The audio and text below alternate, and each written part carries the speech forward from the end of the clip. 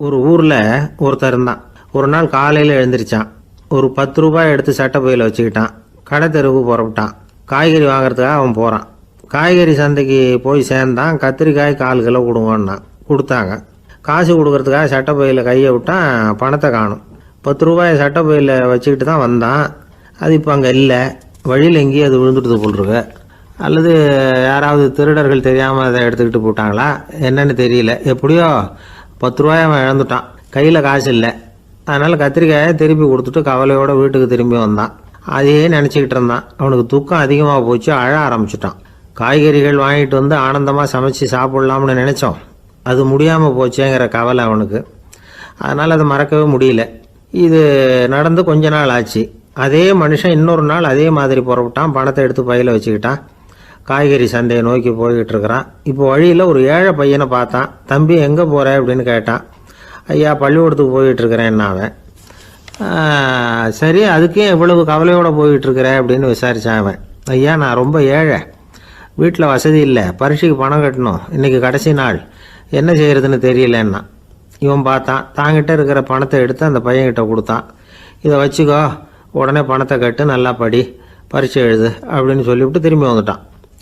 வெறுங்கையோடு திரும்பி வந்தும் வீட்டில் கேட்குறாங்க எங்கே காய்கறின்னு வழக்கம் போல் கேட்டாங்க. இவன் நடந்ததை சொன்னான். இப்போ வீட்டில் இருந்தவங்க அவங்ககிட்ட ஒரு கேள்வி கேட்டாங்க. ஏங்க இதே மாதிரி முன்னாடி ஒரு தடவை காய்கறி வாங்க போய் வெறுங்கையோடு திரும்பி வந்தீங்க, இப்போவும் வெறுங்கையோடு தான் திரும்பி வந்திருக்கிறீங்க. ஆனால் முன்னாடி வந்தப்போ வருத்தமாக இருந்தீங்க, இப்போ உங்கள் முகத்தில் வருத்தம் தெரியலையே அப்படின்னு கேட்டிருக்கிறான். அதாவது வீட்டில் இருக்கிறவங்க கேட்டாங்களாம். இப்போ அந்த மனுஷன் யோசிக்க ஆரம்பித்தானான். இந்த 2 நிகழ்வுகளுக்கும் என்ன வித்தியாசம்? போன தடவை அவன் பணத்தை இழந்தான், இந்த தடவை அவன் பணத்தை இழந்திருக்கிறான். போன தடவை யாரோ திருடிட்டு போயிட்டாங்க, இந்த தடவை அவனாவே ஒரு பையன் பேரில் இறக்கப்பட்டு எடுத்து கொடுத்துருக்குறான். அன்னைக்கு பணம் போயிட்டுதேன்னு வருத்தமாக இருந்தது, இன்றைக்கி பணம் போனாலும் மனசுக்கு மகிழ்ச்சியாக இருக்குது, நிறைவாக இருக்குது. கொஞ்சம் யோசிச்சு பாருங்கள். பணத்தை இழந்தது மகிழ்ச்சிக்கோ வருத்தத்துக்கோ காரணமாக இருக்க முடியாது. அப்படின்னா வேற எது காரணம்? அன்றைக்கு பணத்தை இழந்துட்டேன்னு அழுதான், இன்றைக்கு பணத்தை இழந்தாலும் மகிழ்ச்சியாக இருக்கிறான். ஆகவே மகிழ்ச்சிக்கும் துக்கத்துக்கும் இழப்பு காரணம் அல்ல, இழப்பு பற்றிய நம்முடைய அறிவு தான் காரணம் அப்படிங்கிறது பெரியவர்களுடைய கருத்து. எந்த பொருளும் நமக்கு கவலையை உண்டு பண்ணுறதில்ல, அந்த பொருள் பேரில் நாம் வைக்கிற பற்று தான் கவலையை உண்டு பண்ணுது. பொருள்கள் நம்ம விட்டுட்டு போயிட்டா நாம் அழுதுகிட்டு இருக்கிறோம், நாமே அதுகளை விட்டுட்டு வந்துட்டா மகிழ்ச்சியாக இருக்கிறோம். இந்த உண்மையை புரிஞ்சுக்கிட்டு நம்முடைய வாழ்க்கையை நல்ல விதமாக அமைச்சிக்கணும். ஒரு ஆள் அழுதுகிட்டு இருந்தான். ஏண்டா அழுகுறேன்னு கேட்குறார் ஒருத்தர். இழக்கிறதுக்கு எதுவும் இல்லை, அதனால் அழறேன்னா. என்னடா சொல்கிறேன்னார். கிட்ட வாங்க சொல்கிறேன்னா. இந்த மணி பர்ஸை வேற ஒருத்தன் பாக்கெட்லேருந்து திருடினேன், அப்புறம் தான் புரிஞ்சுது அவங்ககிட்ட இழக்கிறதுக்கு எதுவும் இல்லைங்கிறது. ஆமாங்க இது காலி பர்ஸு, அதனால் இப்போ அழுதுகிட்டு இருக்கிறேன், திருடியும் பிரயோஜனம் இல்லை அப்படின்னு சொல்லிவிட்டு அழுதானா.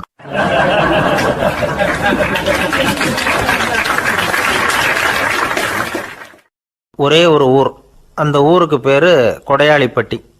அந்த பேருக்கு தகுந்த மாதிரி தான் அந்த ஊர் மக்களும். யார் என்ன கேட்டாலும் இல்லைன்னு சொல்லாமல் கொடுப்பாங்க. கொடையாளிகள் நிறைந்த ஊர். இனாமா மட்டும் இல்லை, கடனாகவும் பணம் கொடுப்பாங்க. யாருக்காவது அவசரமாக பணம் தேவைப்பட்டதுன்னு வச்சுக்கோங்க, அந்த ஊருக்கு போய் வாங்கிக்கலாம்.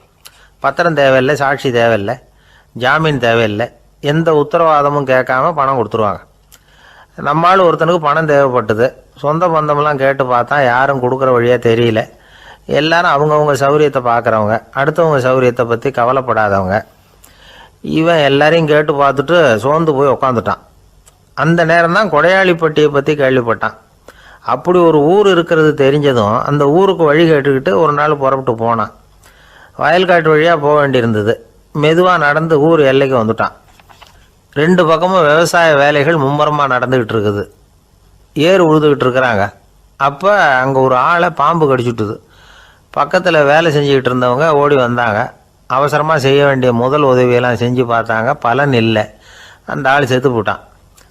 அவன் செத்து விட்டான்னு தெரிஞ்சதும் அவனை தூக்கி வரப்பு மேலே போட்டுட்டு எல்லாரும் அவங்கவுங்க வேலையை கவனிக்க ஆரம்பிச்சிட்டாங்க.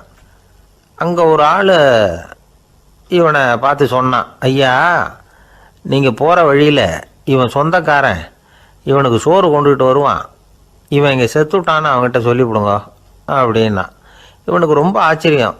என்னடா இது, பாம்பு கடிச்சுட்டுதுன்னதும் பதறி அடிச்சுக்கிட்டு ஓடி வந்தாங்க, செத்துட்டான்னதும் பேசாமல் தூக்கி போட்டுட்டு போயிட்டாங்க அப்படின்னு நினச்சிக்கிட்டே நடந்து போகிறான். எதிரில் சோறு கொண்டுக்கிட்டு ஒரு ஆள் வந்தான். இவன் விவரத்தை சொன்னான். அங்கே உங்கள் சொந்தக்காரன் பாம்பு கடிச்சு செத்து போட்டான் அப்படின்னா. அவன் கொஞ்ச நேரம் அமைதியாக நின்னான். அதுக்கப்புறமா அங்கேயே வரப்பில் உட்காந்து கொண்டுகிட்டு வந்த சோத்தை தானே சாப்பிட்டு முடித்தான். பேசாமல் எழுந்திரிச்சு திரும்பி போயிட்டான். கொஞ்சம் கூட பதறல, அழலை. இப்படியும் ஒரு ஊரா அப்படின்னு நினச்சி ஆச்சரியப்பட்டுக்கிட்டே இவன் ஊருக்குள்ளே போனான். ஒரு பெரிய மனுஷனை பார்த்து பணம் கேட்டான். அவரும் இவனோட பேரையும் ஊரையும் மட்டும் விசாரிச்சுக்கிட்டு தேவையான பணத்தை கொடுத்துட்டார். பணத்தை வாங்கிட்ட பிறகு தன்னுடைய மனசை அரிச்சிக்கிட்டு இருந்த அந்த விஷயத்தை பற்றி கேட்டான். ஐயா, வழியில் ஒருத்தன் செத்துட்டான், அவனை அப்படியே தூக்கி வரப்பில் போட்டுட்டு எல்லாரும் வயல்வெளி வேலைகளை பார்த்துக்கிட்டு இருக்கிறாங்களே அப்படின்னா. இதுக்கு அந்த பெரியவர் சொன்னார், ஆமாம் அப்படி தான் செய்வோம், வேலை முடிஞ்சு வீட்டுக்கு திரும்புகிறப்போ அவனை தூக்கிட்டு வந்து அடக்கம் பண்ணிடுவோம் அப்படின்னார். ரொம்ப ஆச்சரியமாக இருக்கே அப்படின்னா. ஏன் உங்கள் ஊரில் யாராவது செத்துட்டா என்ன பண்ணுவீங்க அப்படின்னு கேட்டார். என்ன இப்படி கேட்குறீங்க, எங்கள் ஊரில் எல்லாம் பணத்தை தூக்க விட மாட்டாங்க, ஒப்பாரி வைப்பாங்க, கட்டி புரண்டு அழுது புலம்பி தீர்த்துருவாங்க அப்படின்னா. இவன் பெரியவர் பார்த்தார். அவங்ககிட்ட கொடுத்த பணத்தை லபக்குன்னு பறிச்சுக்கிட்டார். திருப்பி வாங்கிட்டார். இவன் பதறி போய் நிற்கிறான். அவர் சொன்னார், பணத்தையே விட மாட்டேன்னு கட்டுப்பிடிச்சி அழுதா நான் கொடுத்த பணத்தை மட்டும் எப்படி திருப்பி கொடுக்க போகிறேன், போயிட்டு வா அப்படின்னு விரட்டி விட்டாரான். இந்த கதையை நண்பர் ஒருத்தர் சொன்னார். கதை வேடிக்கையாக தெரிஞ்சால் கூட இதில் கருத்து உண்டு. பணம் பிணம் இது ரெண்டையுமே விடுறதுக்கு அவ்வளவு சுலபமாக மனம் வர்றதில்லை. இந்த ரெண்டு விஷயங்கள்லேயும் அறிவார்ந்த செயல்பாடு தேவை. ஒரு பேருந்து மரத்தில் மோதி விட்டுது. எல்லாரும் அடிபட்டு முனைகிட்டு கிடக்கிறாங்க. டிரைவர், கண்டக்டர் இவங்களுக்கும் அடி.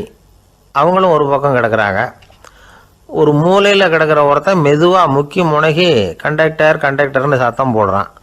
கண்டக்டர் மெதுவாக நகர்ந்து அவங்ககிட்ட போய் என்னன்னு விசாரிக்கிறார்.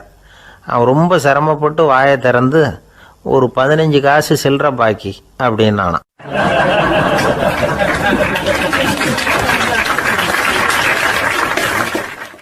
இப்பெல்லாம் நம்ம ஊரில் மாமியார் மருமகள் ஒருத்தர் நல்லா புரிஞ்சுக்கிட்டு நல்ல விதமாக தான் இருக்கிறாங்க பல இடத்துல. அதனால் நான் இப்போ சொல்ல போகிற கதையை கேட்டுவிட்டு இந்த காலத்தில் அவ்வளவு மோசமாக யார் சார் நடந்துக்கிறாங்க அப்படின்னு கேட்டு யாரும் சண்டைக்கு வரக்கூடாது. இன்னொரு உண்மையையும் சொல்லிவிடுறேன். அதாவது இந்த கதையை நமக்கு எழுதி அனுப்பி இருக்கிறதே கொஞ்ச நாளில் மருமகளாகவும் அதுக்கப்புறம் கொஞ்ச காலத்தில் மாமியாராகவும் ஆக போகிற ஒரு நேயர் தான். சரி, இந்த கதைக்கு வருவோம். அதாவது ஒரு சின்ன குடும்பம். அந்த வீட்டில் மாமியார் ஆட்சி. அவங்க வச்சது தான் சட்டம். பிள்ளையாண்டான் எப்படின்னா அம்மா சொல்கிறதையும் கேட்டுக்குவான், மனைவி சொல்கிறதையும் கேட்டுக்குவான். நமக்கு என்னத்துக்கு வம்புங்கிற டைப்பு. மருமகள் பேரில் குறை கண்டுபிடிக்கிறதுலையே அந்த மாமியாருக்கு ஒரு சுவாரஸ்யம். சின்ன சின்ன விஷயத்துல எல்லாம் குத்தம் கண்டுபிடிச்சிக்கிட்டே இருக்கிறாங்க. பொதுவாக எல்லாரும் எப்படின்னா ஏதாவது ஒரு காரணத்துக்காக சண்டை போட்டுக்கிட்டு இருப்பாங்க. அந்த அம்மா எப்படின்னா ஏதாவது ஒரு சண்டையை போடுறதுக்காக காரணத்தை தேடிக்கிட்டு இருப்பாங்க. அப்படி ஒரு மனசு. அந்த மருமக பொண்ணு பாவம் பயந்து பயந்து ஒவ்வொரு காரியமும் செஞ்சுக்கிட்டு வந்தது. இப்படியே பல வருஷம் ஓடி போட்டுது. அந்த மாமியாருக்கும் ரொம்ப வயசாகிட்டுது. இருந்தாலும் அந்த பழைய சுபாவம் மட்டும் மாறவே இல்லை. திடீர்னு ஒரு நாள் பக்கவாதம் வந்து அந்த அம்மாவுக்கு ஒரு பக்கம் கை கால் இழுத்துக்கிட்டுது. வாய் சுத்தமாக பேச முடியாமல் போயிட்டுது. சத்தம் மட்டும் வரும். ஒரு பக்கத்து கை காலை அசைக்க முடியும். பேசுகிறதெல்லாம் கையால் தான், அதாவது கை சைகையால். இப்படிப்பட்ட நிலைமையில் கூட அந்த பொண்ணு தண்ணியோ பாலோ இவங்க எதிரில் கொண்டாந்து வச்சா அதை வேணும்னே தட்டி விட்டுட்டு ஒம்பு வளர்க்குறது. அதுக்கப்புறம் அந்த பொண்ணு தரையை சுத்தப்படுத்தும்ல, அதை பார்த்து ரசிக்கிறது. இருந்தாலும் அந்த பொண்ணு இதையெல்லாம் பெருசுப்படுத்தாமல் ரொம்ப பொறுமையாக தான் இருந்தது. ஒரு நாள் வீட்டில் வச்சுருந்த பாலை பூனை குடிச்சிட்டு போயிட்டுது. வயசான காலத்தில் இந்த அம்மா பால் இல்லாமல் கஷ்டப்படுவாங்களே அப்படின்னு நினச்சி பக்கத்து வீட்டில் போய் கொஞ்சம் பால் வாங்கிட்டு காய்ச்சி மாமியார் முன்னாடி கொண்டாந்து வச்சுது அந்த பொண்ணு. வழக்கம் போல் அந்த அம்மா பாலை தட்டி விட்டுட்டாங்க. இதை அந்த மருமக பொண்ணு கவனிச்சுட்டுது. இவ்வளவு நாள் பொறுமையாக இருந்த இந்த மருமகளுக்கு இன்னைக்கு இதை பார்த்து தான் அசாத்திய கோபம் வந்துட்டுது. கதவுக்கு பக்கத்தில் சாத்தி வச்சுருந்த உலக்கையை எடுத்து மாமியார் தலையில் போட அது குறி தவறி கழுத்தில் பட அந்த அம்மா கழுத்தை பிடிச்சிக்கிட்டு ஊன்னு கத்த இந்த பொண்ணு ஒன்றும் அலட்டிக்காமல் உலக்கையை எடுத்து மறுபடியும் கதவு பக்கம் சாத்தி வச்சுட்டு அது பாட்டுக்கு நடந்து போயிட்டுது. இருந்தாலும் மனசுக்குள்ளே லேசாக ஒரு பயம். கணவன் வீட்டுக்கு வந்ததும் என்ன விஷயம்னு கேட்டால் எப்படி சமாளிக்கிறது. அன்னைக்குன்னு பார்த்து ரொம்ப நேரம் கழித்து வீடு வந்து சேர்ந்தான் கணவன். உடனே அந்த அம்மா புகார் பண்ண ஆரம்பிச்சுட்டுது. பேச்சு தான் வராத, அதனால் ஒரு பக்கத்து கையால் சைகை காட்டுது. கதவுக்கு பக்கத்தில் இருந்த உலக்க பக்கமாக கையை நீட்டி காட்டி அப்படியே அந்த கையை தன் கழுத்துக்கு பின்பக்கமாக சுற்றி காட்டி நாக்கை வெளியில் நீட்டி நடந்த விஷயத்த புரிய வைக்கிறதுக்கு முயற்சி பண்ணுது. இவனுக்கு ஒன்றும் புரியல. என்ன சொல்கிறாங்க அம்மா அப்படின்னு மனைவிகிட்ட கேட்குறான். அதுக்கு அந்த பொண்ணு ரொம்ப புத்திசாலித்தனமா, என்னங்க உங்கள் அம்மா சொல்கிறது உங்களுக்கு இன்னும் புரியலையா? அவங்க உங்களை பார்த்து என்ன சொல்கிறாங்கன்னா, ஏன்டா உலக்க மாதிரி நிற்கிற, சாக போகிற எனக்கு சங்கிலி எதுக்கு, என் கழுத்தில் கிடக்கிற இந்த சங்கிலியை கழட்டி என் மருமக கழுத்தில் போடுறா அப்படின்னு சொல்கிறாங்க அப்படின்னு தான். ஓ அப்படியா விஷயம்னு சொல்லி அம்மா கழுத்தில் இருந்த சங்கிலியை எடுத்து மனைவி கழுத்தில் போட்டுட்டு, அம்மா உன் விருப்பப்படியே போட்டாச்சு, இனிமேலாவது நிம்மதியாக படுத்து தூங்கு அப்படின்னு சொல்லிவிட்டு உள்ளே போயிட்டான். பார்த்தீங்களா கதையை? அதனால தான் மாமியார்கள் சைகை காட்டுறதுன்னா கூட இனிமேல் ஜாக்கிரதையாக இருக்கணும்.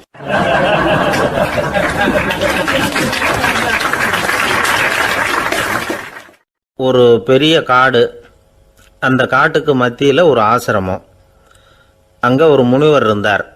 பல இடங்கள்லேருந்து வர்ற குழந்தைகளுக்கு அவர் பாடம் சொல்லி கொடுத்துக்கிட்டு இருக்கிறார். ஏழை பணக்காரர் அப்படிங்கிற வித்தியாசம்லாம் கிடையாதுங்க.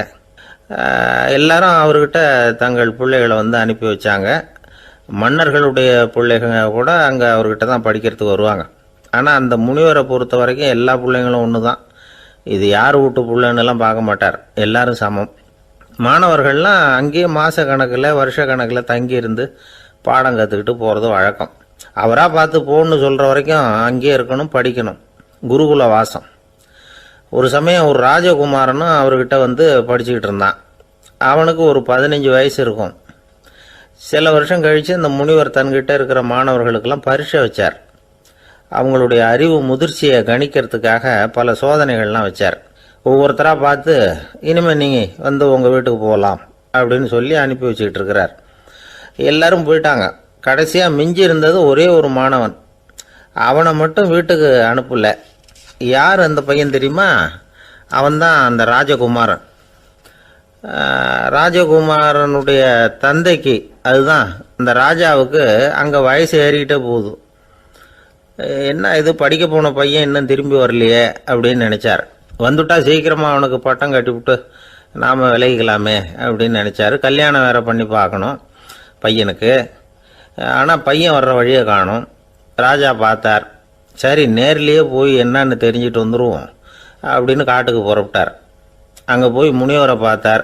முனிவர் இவரை அன்பாக வரவேற்று உட்கார வச்சார். அதுக்கப்புறம் ராஜா மெதுவா, எல்லாரையும் வீட்டுக்கு அனுப்பி வச்சுட்டிங்களாமே, ஏன் பிள்ளைய மட்டும் அப்படின்னு சொல்லி மெதுவாக இழுத்தார்.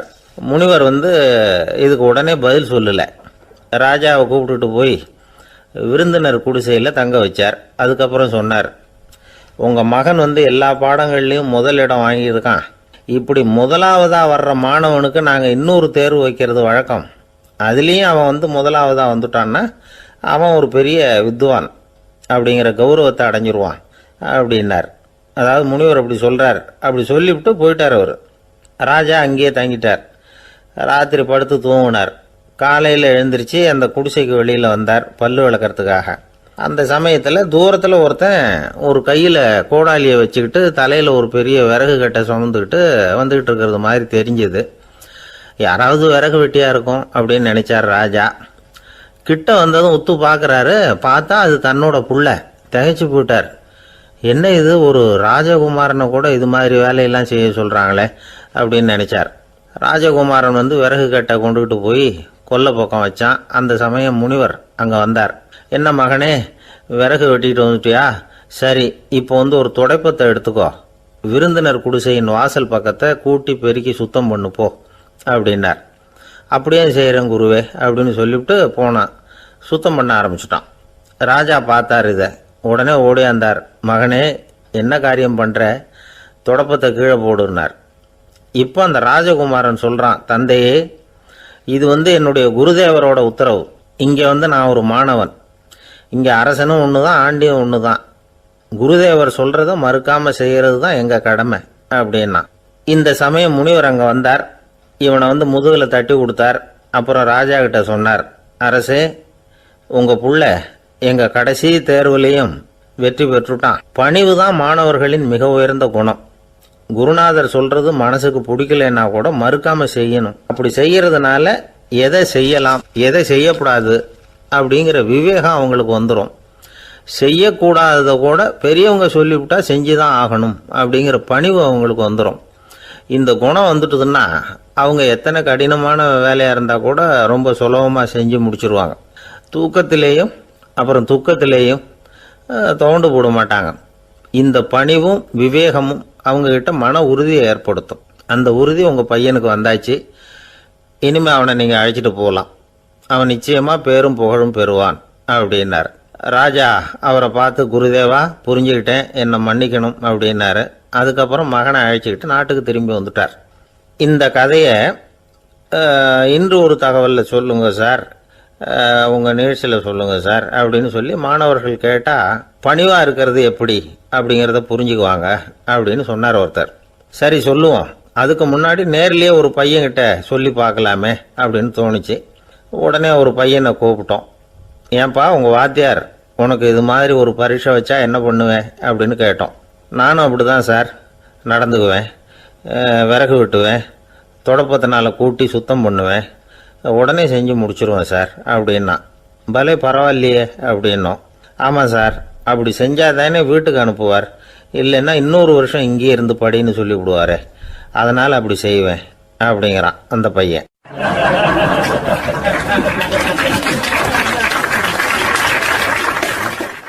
இந்த உலகத்தில் உண்மையாகவே வேதாந்தம் பேசுகிறவங்களும் உண்டு. உள்ளுக்குள்ளே வேற மாதிரி இருந்துக்கிட்டு வெளியில் வேதாந்தம் பேசுகிறவங்களும் உண்டு. ஒரு ஆள் இருந்தார். அவரும் ஒரு கடை வச்சு வியாபாரம் பண்ணிக்கிட்டு இருந்தார். மகா கஞ்சன், யாருக்கும் எந்த உதவியும் செய்ய மாட்டார்.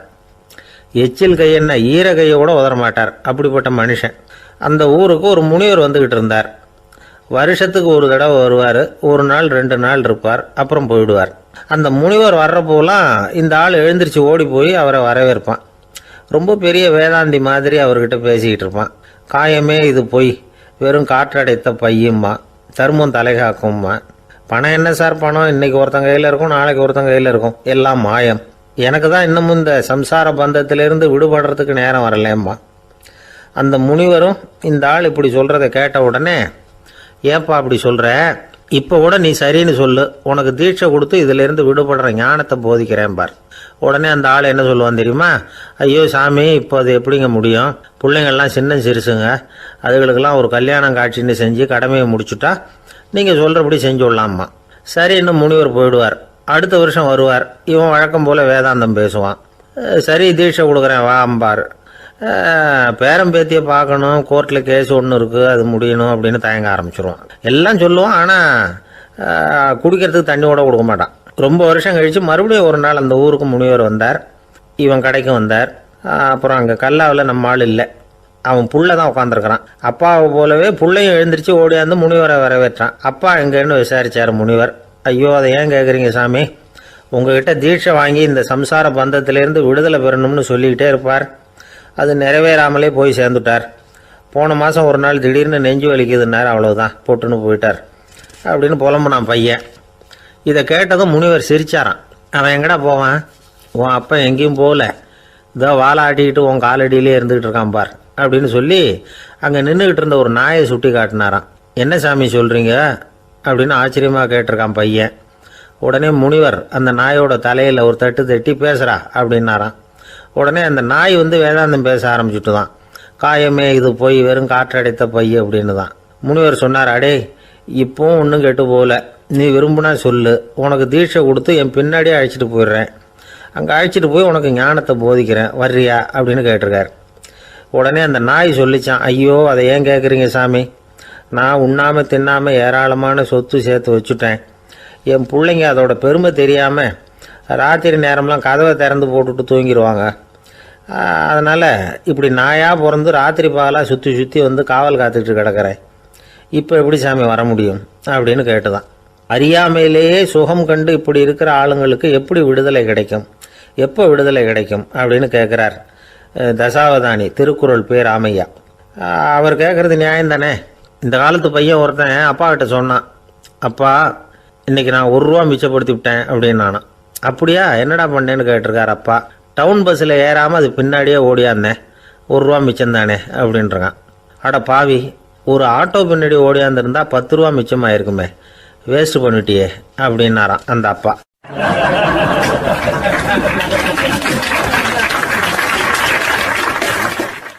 பிரிட்டிஷ் ஆட்சி நடந்துக்கிட்டு இருந்த காலம் 1920களின் கடைசி. அப்போ நடந்த ஒரு உண்மை நிகழ்ச்சி இது. ஒரு கல்யாண மாப்பிள்ளை ரயிலில் வந்து இறங்க போகிறார். அவரை வரவேற்க ஒரு ராஜ குடும்பமே வந்து காத்துக்கிட்டு இருக்குது. மங்களூர்லேருந்து வந்து இறங்குற அந்த மாப்பிள்ளை யார் தெரியுமா? ஒரு நாய். உண்மைதான், அந்த நாய்க்கு தான் கல்யாணம். சுதேசி சமஸ்தானத்து மன்னர்களில் ஒருத்தர் ஜூனாகட் மகாராஜா. அவரோட வளர்ப்பு நாய் ரோஷனாரா. அதுக்கு கல்யாணம் பண்ணி வைக்கணும்னு ஆசைப்பட்டார். மாப்பிள்ளை தேடினார். மங்களூர் மகாராஜாவோட வளர்ப்பு நாய் ஒன்று இருந்தது, பேர் பாபி.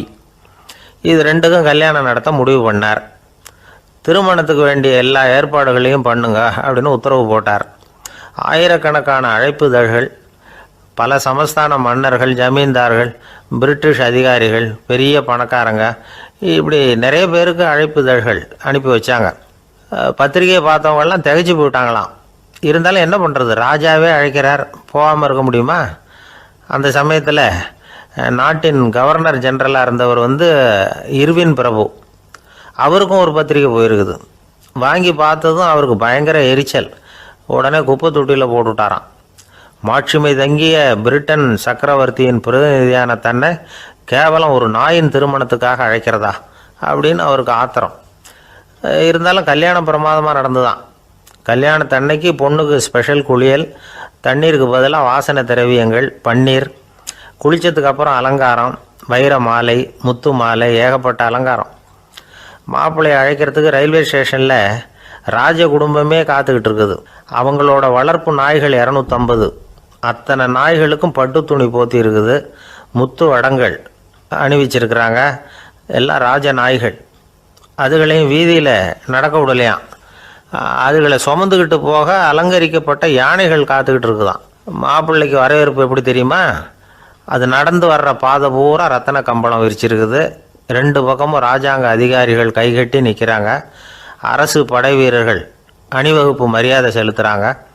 அந்த நாய் ராஜ மரியாதையோடு நடந்து வருது. நகையெல்லாம் போட்டுக்கிட்டு வருது. திருமண மண்டபத்துக்கு வந்து சேருது. அங்கே கல்யாணம் அமோகமாக நடக்குது.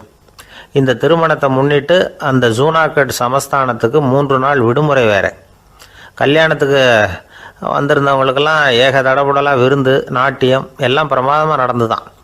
இந்த கல்யாணத்தில் கலந்துக்க வந்திருந்த மற்ற சமஸ்தானத்து மன்னர்கள், தீவான்கள், அரச குடும்பத்தினர், இப்படி அவங்க 700 பேராம். அவங்க வந்து போகிறதுக்காக விசேஷ ரயில்கள்லாம் வேற விட்டுருக்காங்க.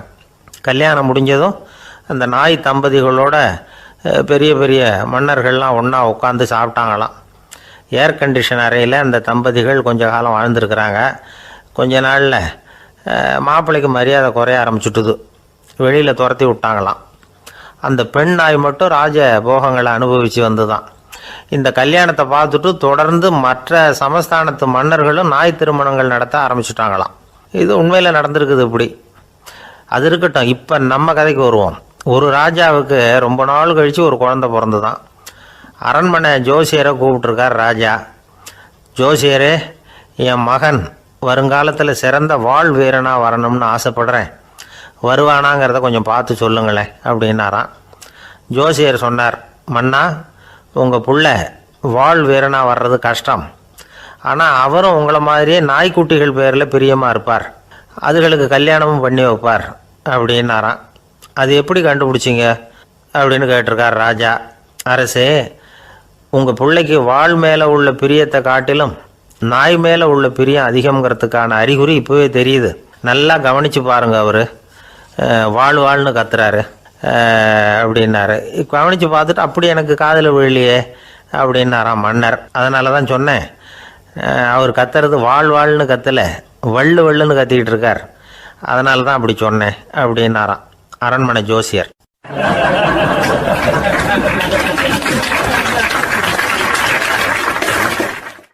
ஒரு கடற்கரை ஓரம், அங்கே ஒரு சின்ன கிராமம். அந்த கிராமத்தில் ஒரு சின்ன பள்ளிக்கூடம். கடற்கரை ஓரத்தில் உள்ள ஒரு விடுதியில் ஓய்வுக்காக ஒருத்தர் வந்து தங்கியிருக்கிறார். பள்ளிக்கூடத்தில் ஏதோ விழா நடக்கிறது மாதிரி தெரிஞ்சுது. உடனே அவர் அந்த பக்கமாக வந்தார். இங்கே என்ன நடக்குதுன்னு விசாரித்தார். பள்ளி ஆண்டு விழா நடக்குதுன்னாங்க. உடனே போனார். கண்காட்சி ஒன்று வச்சுருந்தாங்க. உள்ளே போய் பார்த்தார். பள்ளிக்கூடத்தில் படிக்கிற மாணவர்களே சொந்தமாக தயார் பண்ண பொருள்களை காட்சிக்கு வச்சுருக்கிறாங்க. அந்த ஊர் மக்கள்லாம் அதை கூட்டம் கூட்டமாக போய் பார்த்துக்கிட்டு இருக்கிறாங்க. இவரும் ஆர்வமாக அதையெல்லாம் பார்த்துக்கிட்டே போகிறார். ஒரு இடத்துல ஒரு சின்ன ரயில் செஞ்சு வச்சுருந்தாங்க, மாணவர்களே தயார் பண்ணது. மின்சாரத்தால் அது ஓடுறது மாதிரி பண்ணி வச்சுருந்தாங்க. அதில் ஒரு சின்ன பொத்தான் இருக்கும், அது அமுக்குனா ரயில் ஓடும், சுற்றி சுற்றி வரும். மாணவர்கள் எதிரில் நின்று அதுக்கு விளக்கம் கொடுத்துக்கிட்டு இருக்கிறாங்க. இவர் அதை கவனித்தார், ரயில் ஓடுறத பார்த்தார். அங்கே நின்றுக்கிட்டு இருந்த மாணவர்கள்கிட்ட விளையாட்டாக கேட்டார், ஏன்பா இந்த ரயில் எதனால் ஓடுது அப்படின்னு கேட்டார். இவர் சக்தியினால் ஓடுது அப்படின்னாங்க மாணவர்கள். அது என்ன சக்தின்னு கேட்டார். அதுக்கு பேர் மின்சாரம் அப்படின்னாங்க. சரி, நீங்கள் மின்சாரத்தை பார்த்துருக்குறீங்களா அப்படின்னார். நாங்கள் பார்த்தது இல்லைங்க, ஆனால் இதை செய்யறதுக்கு எங்களுக்கு உதவி பண்ண ஆசிரியர் ஒரு பட்டதாரி, ஒரு கால் அவர் பார்த்துருக்கலாம் அப்படின்னாங்க. அவர் எங்கே இருக்காருன்னு கேட்டார். இதோ அழைச்சிட்டு வர்றோம்னு ஓடினாங்க. அவர் அழைச்சிட்டு வந்தாங்க. அவர்கிட்ட ஒரு பெரியவர் கேட்டார், மின்சாரத்தை நீங்கள் பார்த்துருக்குறீங்களா அப்படின்னு. மின்சாரத்தை பார்க்குறதாவது நான் பார்த்ததே இல்லை. நான் பார்த்தது அது செயல்படுற விதத்தை தான். அது விளக்கை எரிய வைக்குது, ரயிலை ஓட வைக்குது, இது மாதிரி எத்தனையோ எந்திரங்களை செயல்பட வைக்குது.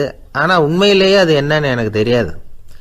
ஒருவேளை இந்த பள்ளிக்கூடத்து தலைமை ஆசிரியருக்கு தெரிஞ்சிருக்கலாம், ஏன்னா அவர் ஒரு மேல்நிலை பட்டதாரி அப்படின்னாராம் அவர். சரின்னு போய் தலைமை ஆசிரியரை கூப்பிட்டுக்கிட்டு வந்தாங்க. அவர்கிட்டையும் இதே கேள்வி கேட்டாராம் அவர். மன்னிக்கணும், இந்த கேள்வி இதுவரைக்கும் யாரும் என்கிட்ட கேட்டதில்லை. சக்தியை யாரும் பார்க்க முடியாது, ஆனால் அது செயல்படும் விதத்தை தான் பார்க்க முடியும் அப்படின்னாராம் அவர். இப்போ இதுவரைக்கும் கேட்டுக்கிட்டு இருந்த பெரியவர் சிரித்தார். சிரிச்சுட்டு சொன்னாராம், சரி அதுக்காக ஒன்றும் கவலைப்படாதீங்க, என்னுடைய பெயர் தாமஸ் ஆல்வா எடிசன் அப்படின்னாராம். இதை கேட்டதும் அங்கே இருந்தவங்களுக்கெல்லாம் அதிர்ச்சி, ஆச்சரியம். என்னது, நீங்கள் தானே எடிசன்? நீங்கள் எவ்வளவு மின்சார கருவிகளை உண்டாக்கி இருக்கிறீங்க, நீங்களா இந்த கேள்வியை கேட்டது அப்படின்னாங்களாம். ஆமாம், நான் தான் கேட்குறேன், ஏன்னா நானே மின்சாரத்தை பார்த்தது கிடையாது அப்படின்னாராம் அவர். அன்புங்கிறது இப்படிப்பட்டது தாங்கிறார் ஓஷோ. அன்புங்கிறது நம்ம உடற்கூறு அமைப்பில் இல்லை, அது நம்ம உடம்புல உள்ள சுத்த சக்தியின் வெளிப்பாடு. அதை உணரத்தான் முடியுமே தவிர பார்க்க முடியாது. அன்பே உன்னை நான் என் இருதயத்தில் வச்சிருக்கிறேன் அப்படின்னுலாம் சொல்லுவான். இதெல்லாம் சும்மா. இது டாக்டர்கள் சொல்கிற இருதயம் கிடையாது. அது ரத்தத்தை தள்ளுகிற ஒரு கருவி, அவ்வளவுதான். ஞானிகள் சொல்லுகிற இதயம் வேற, அது கண்ணுக்கு புலப்படாத ஒரு சக்தி. என்னுடைய இதயம் ரொம்ப விசாலமானது சார் அப்படின்னார் ஒருத்தர். அப்படிங்களான்னு ரொம்ப மரியாதையா, ஆமாங்க டாக்டர் அப்படி தான் சொல்கிறார், கொஞ்சம் வீங்கி போய் பெருசாக இருக்குதான் அப்படின்னார்.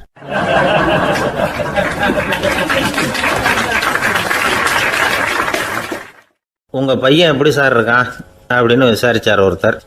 அவன் என்ன சார், எதை சொன்னாலும் காதில் வாங்க மாட்டேங்கிறான், அவன் பாட்டுக்கு போகிறான் வர்றான் அப்படின்னு சொல்லி அழுத்துக்கிட்டார் அப்பா. பெரியவங்க சொல்கிறத சின்ன பிள்ளைங்க கேட்கறது இல்லைங்கிறது ஒரு குறை.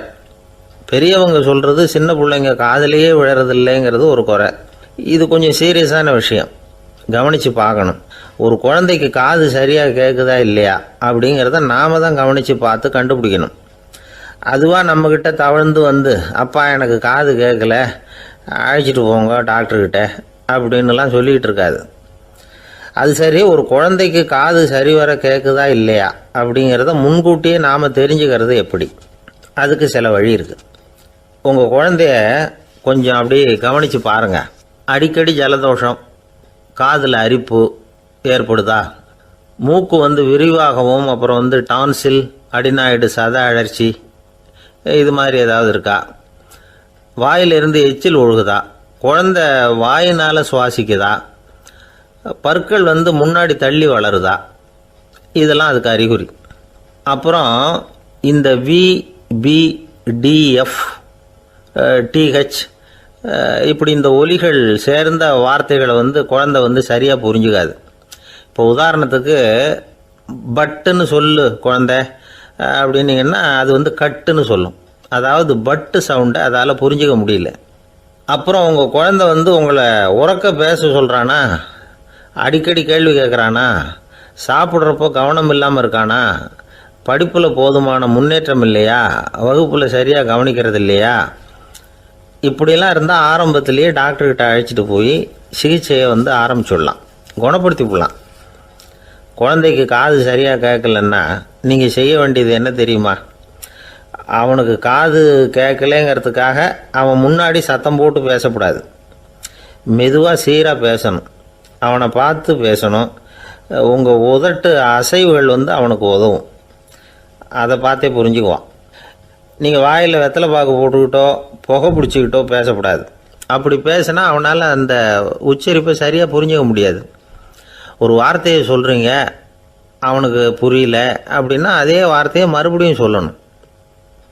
அவனுக்கு நீங்கள் முதல்ல சொன்ன வார்த்தை புரியலேன்னு நினச்சிக்கிட்டு மறுபடியும் திருப்பி சொல்கிறப்போ அதே அர்த்தம் வரக்கூடிய வேறு வார்த்தையை சொல்லக்கூடாது. இப்படிலாம் நடந்துக்கிட்டால் அவனுக்கு மன திடத்தை ஏற்படுத்த முடியும். இல்லைன்னா அவனுக்கு தாழ்வு மனப்பான்மை வந்துடும். குழந்தைக்கு காது கோளாறுன்னா ஆரம்பத்திலேயே டாக்டர்கிட்ட அழைச்சிட்டு போனால் போதும், குணப்படுத்தி விடலாம். அப்புறம் பார்த்துக்கலாமே அப்படின்னு அலட்சியமாக இருந்துட்டால் தான் கஷ்டம். சில பேர் கோபத்தில் சின்ன பிள்ளைங்க காதை பிடிச்சி திருகிறது உண்டு. இது ரொம்ப தப்பு. காது கையோடு வந்துட்டால் என்ன பண்ணுறது? ஒரு வேடிக்கை கதை, அது கதை தான், நிஜமாக நடந்ததில்லை. அது மாதிரி நடக்கவும் நடக்காது. ஒரு வேடிக்கைக்காக சொல்லப்படுற கதை. அதாவது ஒரு வீட்டில் அப்பா அம்மாவை பார்த்து சொல்லிகிட்டு இருக்கார், இதை பாரு, நாளைக்கு காலையில் என்னை சீக்கிரம் எழுப்பி விட்ரு, நான் செங்கல்பட்டு வரைக்கும் போயிட்டு வர வேண்டியிருக்கு அப்படின்னாராம். இதை அவங்க பையன் காதில் வாங்கிட்டு இருக்கான். அப்பாவுக்கு சிரமம் வேண்டாமே அப்படின்னு நினச்சி அவனே காலையில் யாருக்கும் தெரியாமல் எழுந்திரிச்சு புறப்பட்டு செங்கல்பட்டு போட்டான். சாயந்தரமாக திரும்பி வந்தான். அப்பா பையனை காணாமல் அலமோதிக்கிட்டு இருக்கிறார். சாயந்தரமாக பையனை பார்த்ததும் எங்கடா போயிட்டு வந்தேன்னு கேட்டார் கோவமாக. செங்கல்பட்டுக்கு போயிட்டு வந்தேன்ப்பா, நீ வேணா அலைய வேண்டாமேன்னு அப்படின்னா. எதுக்கடா போனேன்னு அதட்டினார். அதான்ப்பா, நீ நேற்று அம்மா கிட்ட சொல்லிக்கிட்டு இருந்த, அதை காதில் வாங்கினேன், உனக்காக நான் போயிட்டு வந்தேன் அப்படின்னா. உடனே எந்த காதில் வாங்கினேன் அப்படின்னு சொல்லி காதை பிடிச்சி திருகினார். அந்த காது கையோடு வந்துட்டுது. இது நடந்து கொஞ்ச நாள் கழித்து அந்த அப்பாவும் பையனும் கடத்தெருவில் போய்கிட்டு இருக்கிறாங்க. எதிரில் ஒரு நாய் ஓடி வந்தது. அதுக்கு 2 காதும் இல்லை. என்ன இது, இந்த நாய்க்குட்டிக்கு 2 காதும் இல்லை அப்படின்னார் அப்பா. அதுக்கு பையன் சொல்கிறான், அப்பா அது 2 தடவை செங்கல்பட்டுக்கு போயிட்டு வந்துடுவோம் அப்படின்னானா.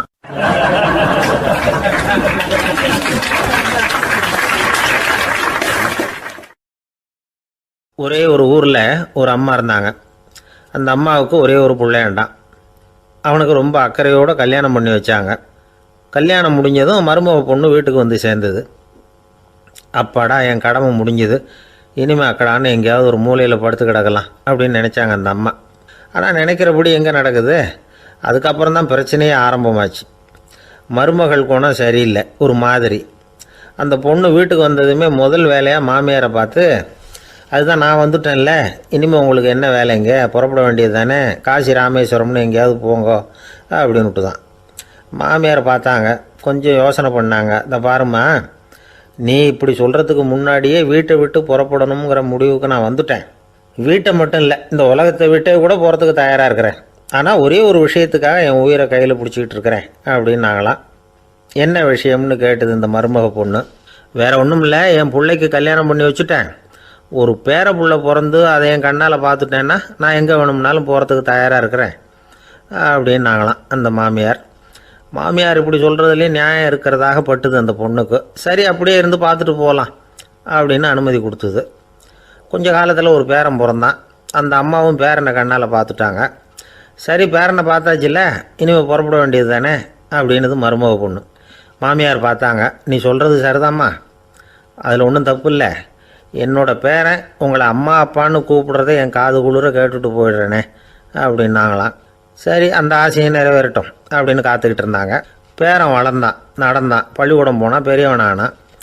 மருமக பொண்ணு மறுபடியும் மாமியாரை விரட்ட ஆரம்பிச்சுட்டுது, இன்னும் புறப்புள்ளையான்னு. இதை பாருமா, இது வரைக்கும் இருந்துட்டேன். பேரனோட கல்யாணத்தையும் கண்ணால் பார்த்தா தான் இந்த கட்டை வேகும் போல் இருக்குது அப்படின்னு சொல்லி ஒரு மாதிரியாக பேச ஆரம்பித்தாங்க. இதுவும் நியாயமான ஆசையாக தான் படுது அப்படின்னு அது யோசிச்சிருக்கு அந்த பொண்ணு. சரின்னு அதுக்கும் ஒத்துக்கிட்டது. உடனே பேரனுடைய கல்யாணமும் முடிஞ்சது ஒரு வழியாக. இனிமே ஒரு நொடி கூட இங்கே இருக்கக்கூடாது, புறப்படுங்க அப்படின்னு மாமியாரை விரட்டிச்சான் அந்த பொண்ணு.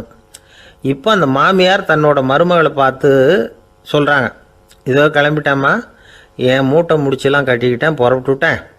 அப்படியே நீயும் உன் துணிமணிகளை மூட்டை கட்டிக்கிட்டு கிளம்பிடும் என்னோட சேர்ந்து, 2 பேருமா சேர்ந்து போயிடலாம் அப்படின்னாங்களாம். அந்த பொண்ணு முழிக்குது. முழிக்காதே, உனக்கும் ஒரு மருமக வந்துட்டா, இனிமேல் நீயும் ஒரு மாமியார் தானே, உனக்கும் இனிமேல் இங்கே வேலை இல்லை, புறப்படு அப்படின்னாங்களாம். அப்போ தான் அந்த பொண்ணு சிந்திக்க ஆரம்பிச்சுதான், தன்னோட தவறு புரிஞ்சுதான். இந்த தகவலை கேட்டுக்கிட்டு இருக்கிற மருமகள்லாம் இதை பற்றி கொஞ்சம் யோசித்து பார்க்கணுங்கிறதுக்காகத்தான் இதை சொல்கிறோம் மாமியார்கள் சார்பாக. கொஞ்ச நாளைக்கு முன்னாடி ஒரு பொண்ணை பார்த்து பேசுகிற சந்தர்ப்பம் கிடைச்சிது ஒரு கல்யாண வீட்டில். அந்த பொண்ணு சொல்லிச்சு, சார் எனக்கு கல்யாணம் ஆகி 15 வருஷம் ஆகுது, நான் மாமியார்கிட்ட சண்டை போட்டதே இல்லை அப்படின்னு ரொம்ப அடக்கமாக சொல்லிச்சு. அது எப்படிம்மா சாத்தியமாச்சுன்னு கேட்டோம். எனக்கு கல்யாணம் ஆகி 15 வருஷம்தான் ஆச்சு, ஆனால் என் மாமியார் செத்து போய் 20 வருஷத்துக்கு மேலே ஆயிட்டுது அப்படின்னுது.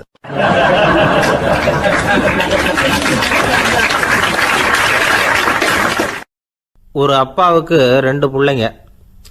மூத்தவன் ரொம்ப அடக்கம், அப்பா எது சொன்னாலும் கேட்பான், பெரியவங்களுக்கு கீழ்ப்படிஞ்சு நடப்பான். இளையவன் அப்படி இல்லை, தான் நினச்சதை தான் சொல்லுவான், செய்வான்.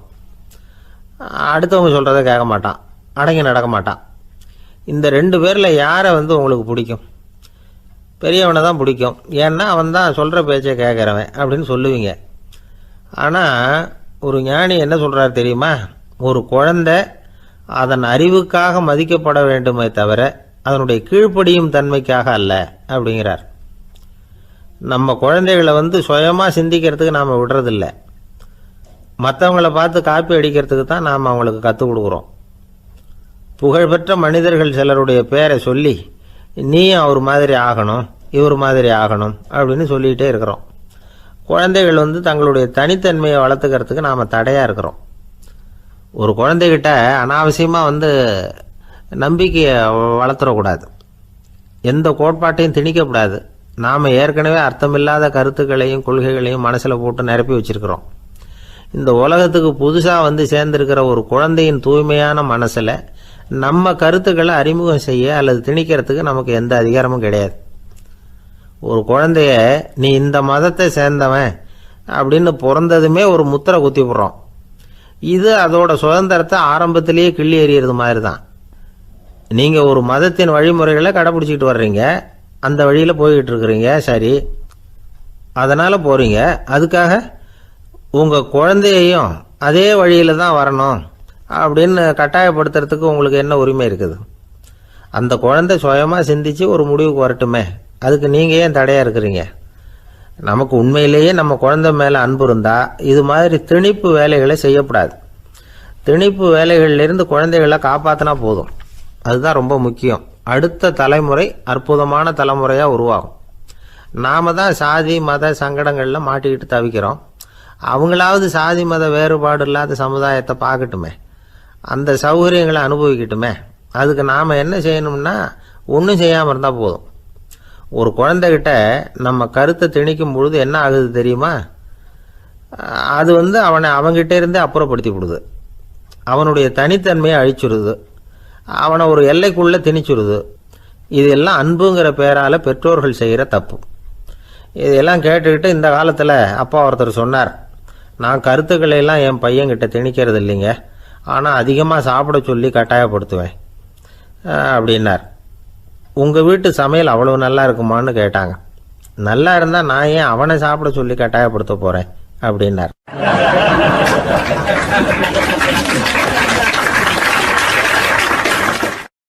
லோகமானிய பாலகங்காதர திலகர் இருந்தார்ல, அவருக்கு 15 வயசுலேயே கல்யாணம் நடந்துதான். மனைவி பேர் தபிபாய், ரொம்ப பெரிய குடும்பத்து பொண்ணு, நல்ல குணம். அவங்க குடும்பம் நடத்திக்கிட்டு இருக்கிறாங்க. அந்த காலத்தில் திருடர்கள் பயம் அதிகம். இந்த காலத்தில் மட்டும் என்னன்னு கேட்குறீங்களா? நீங்கள் கேட்குறது நியாயம்தான். இருந்தாலும் இந்த காலத்து திருடனுக்கும் அந்த காலத்து திருடனுக்கும் ஒரு முக்கியமான வித்தியாசம் உண்டு. அதாவது அந்த காலத்து திருடன்லாம் நியாயம் அநியாயம் பார்க்குறது உண்டு, இந்த காலத்தில் அப்படி பார்க்குறது இல்லை. அந்த காலத்தில் திருட வர்றவங்கள்ட்ட கூட ஒரு தார்மீக உணர்வு உண்டாம். அதாவது அப்போ உள்ள கொள்ளைக்காரங்க எதை களவாடினாலும் சரி, அரிசியை மட்டும் களவாடுறது இல்லையா, அப்படி ஒரு கொள்கை. அதனால் பாருங்கள், அந்த காலத்து பெண்கள் வந்து நகை நட்டுகளை பத்திரமா வைக்கணும்னா பெட்டியில் வைக்கிறதில்ல, அரிசி பானையில் போட்டு வச்சு விடுறது. இப்போல்லாம் பேங்க்கில் வந்து சேஃப்டி லாக்கர்னு இருக்குல்ல, அது மாதிரி அந்த காலத்தில் வந்து சேஃப்டி லாக்கருங்கிறது அரிசி பானை. இந்த வளையல், மூக்குத்தி, தோடு இப்படி எதுவாக இருந்தாலும் அதில் போட்டு பத்திரமா வச்சுருவாங்க. திருடன் வந்து அரிசி பானை பக்கம் போகிறதில்ல. ஏன்னா சாப்பிட்ற விஷயத்தில் கை வைக்கக்கூடாது, அது பாவம் அப்படின்னு அவன் நினைக்கிறான். திலகரோட மனைவி தபீபாயும் அதே மாதிரி தன்னுடைய ஆபரணங்களை ஒரு அரிசி பானைக்குள்ளே போட்டு மூடி வச்சுருந்தாங்களாம். இப்படி இருந்தப்போ ஒரு நாள் ஒரு பிச்சைக்கார பொண்ணு வீடு வீடாக பிச்சை கேட்டுக்கிட்டே வந்திருக்குது. திலகர் வீட்டுக்கும் வந்து தர்மம் போடுங்க தாயே அப்படின்னு தான் அந்த பொண்ணு. அந்த அம்மா தபீபாய் காதில் இது விழுந்திருக்கு. உடனே கை நிறைய அரிசி அள்ளிக்கிட்டு வந்து போட்டிருக்கு. பாத்திரத்தில் அரிசியை போட்டதுக்கு அப்புறம் தான் தெரியுது, பளிச்சுன்னு கண்ணில் படுது. அதாவது அந்த அம்மாவோட வைர மூக்குத்தி ஒன்று அரிசியோடு சேர்ந்து அந்த பிச்சைக்கார பொண்ணு பாத்திரத்தில் போய் விழுந்துட்டுது. இந்த அம்மாவுக்கு மனசுக்குள்ளே குழப்பம், என்ன இப்படி ஆகிட்டுதே, மூக்குத்தி போயிட்டுதே, பிச்சை பாத்திரத்துலேருந்து அதை எப்படி எடுக்கிறது அப்படின்னு தயக்கம். வாயை திறந்து அதை கேட்கறதுக்கும் கூச்சம். திண்ணையில் உட்காந்துருந்த திலகர் இவ்வளவையும் பார்த்துக்கிட்டு இருக்கிறார். மனைவியின் மனசுக்குள்ளே நடக்கிற மௌன போராட்டத்தை அவர் நல்லா புரிஞ்சுக்கிட்டாராம். மனைவியை பார்த்து சொன்னாராம், தபீபாய், இது வந்து தெய்வ சம்மதம், அவளுக்கு சேர வேண்டிய மூக்குத்தி அவகிட்ட போயிட்டுது, பிச்சை பாத்திரத்தில் விழுந்த மூக்குத்தியை எடுக்க வேணாம் அப்படின்னாராம். சரின்னு சொல்லிவிட்டு மேற்கொண்டு எதுவும் சொல்லாமல் அந்த அம்மா வீட்டுக்குள்ளே போயிட்டாங்களாம். இந்த காலத்துலலாம் அது மாதிரி நடக்குமா? வெறும் அரிசியை போட்டுவிட்டு விவகாரம் பண்ணிகிட்டு இருக்க மாட்டோமா? ஒரு பெரிய மனுஷன் வீட்டுக்கு ஒரு பிச்சைக்காரன் வந்தான். ஐயா, நாங்கள் பிச்சைக்காரங்கள்லாம் சேர்ந்து ஒரு சங்கம் வச்சுருக்குறோம், அதுக்கு நிதி சேர்க்குறோம், அதுக்கு ஒரு 100 ரூபா கொடுத்தீங்கன்னா எங்களுக்கு பெரிய உதவியாக இருக்கும் அப்படின்னானா. அதெல்லாம் ஒன்றும் கொடுக்க முடியாது போ அப்படின்னாரான் அவர். அப்படின்னா ஒரு 50 ரூபாயாவது கொடுங்களேன் அப்படின்ட்டுருக்கான். அதுவும் முடியாதுன்னு சொல்லிவிட்டார். 25 ரூபா அப்படின்ட்டுருக்கான். எதுவும் முடியாது அப்படின்னாரான். சரிங்க, இவ்வளவு பெரிய வீட்டுக்கு வந்துட்டு வெறுங்கையோடு திரும்புறது நல்லா இருக்காது, அதனால் சும்மா ஒரு 1 ரூபா மட்டுமாவது கொடுங்க அப்படின்ட்டுருக்கான் அவன். ஒரு பைசா கூட என்கிட்ட கிடையாது அப்படின்னு விட்டாரான் இவர். அப்படின்னா நீங்கள் ஒரு காரியம் பண்ணுங்களேன் அப்படின்னானா அவன். என்ன செய்யணும் அப்படின்ட்டுருக்கார். எங்கள் சங்கத்தில் நீங்களும் ஒரு மெம்பராக சேர்ந்துருங்க அப்படின்னானா.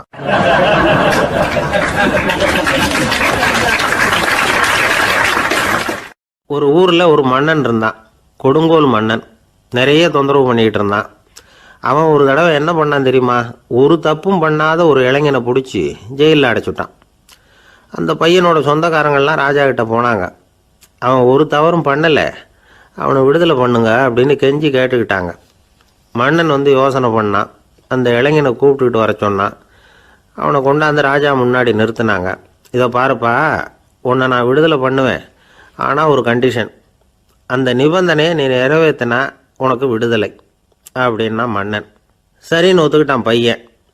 மன்னன் வந்து கண்டிஷன் என்னங்கிறத சொன்னான். உங்ககிட்ட ஒரு செம்மறி ஆட்டை கொடுக்க போகிறேன், 1 மாதத்துக்கு அதுக்கு தேவையான தீனியையும் கொடுக்க போகிறேன். 1 மாதம் கழித்து அந்த ஆட்டை வந்து எடை போட்டு பார்ப்பேன். அந்த ஆட்டின் எடை கொஞ்சம் கூட கூடி இருக்கக்கூடாது. எடை கூடி இருந்தால் உனக்கு விடுதலை கிடையாது. என்ன சொல்கிற அப்படின்னா. பையனுக்கு ஒன்றும் புரியல, பயமாக போயிட்டுது. குழம்பிக்கிட்டே நின்றுக்கிட்டு இருக்கிறான். சரி, ஒரு நாள் டைம் தரேன், நல்லா யோசனை பண்ணி பார்த்துட்டு நாளைக்கு உன் முடிவை சொல்லு அப்படின்னா மன்னன். பையன் கவலையோடு வெளியில் வந்தான். அங்கே ஒரு பெரியவர் நின்றுக்கிட்டு இருந்தார். அவர்கிட்ட விஷயத்தை சொன்னான். அந்த பெரியவர் இந்த பையனுக்கு காதோட காதாக ஒரு வழியை சொல்லி கொடுத்தார். அதை கேட்டதும் பையன் மறுபடியும் மன்னன் முன்னாடி வந்து நின்னா, உங்கள் நிபந்தனையை ஏற்றுக்கிறேன்னு சொன்னான்.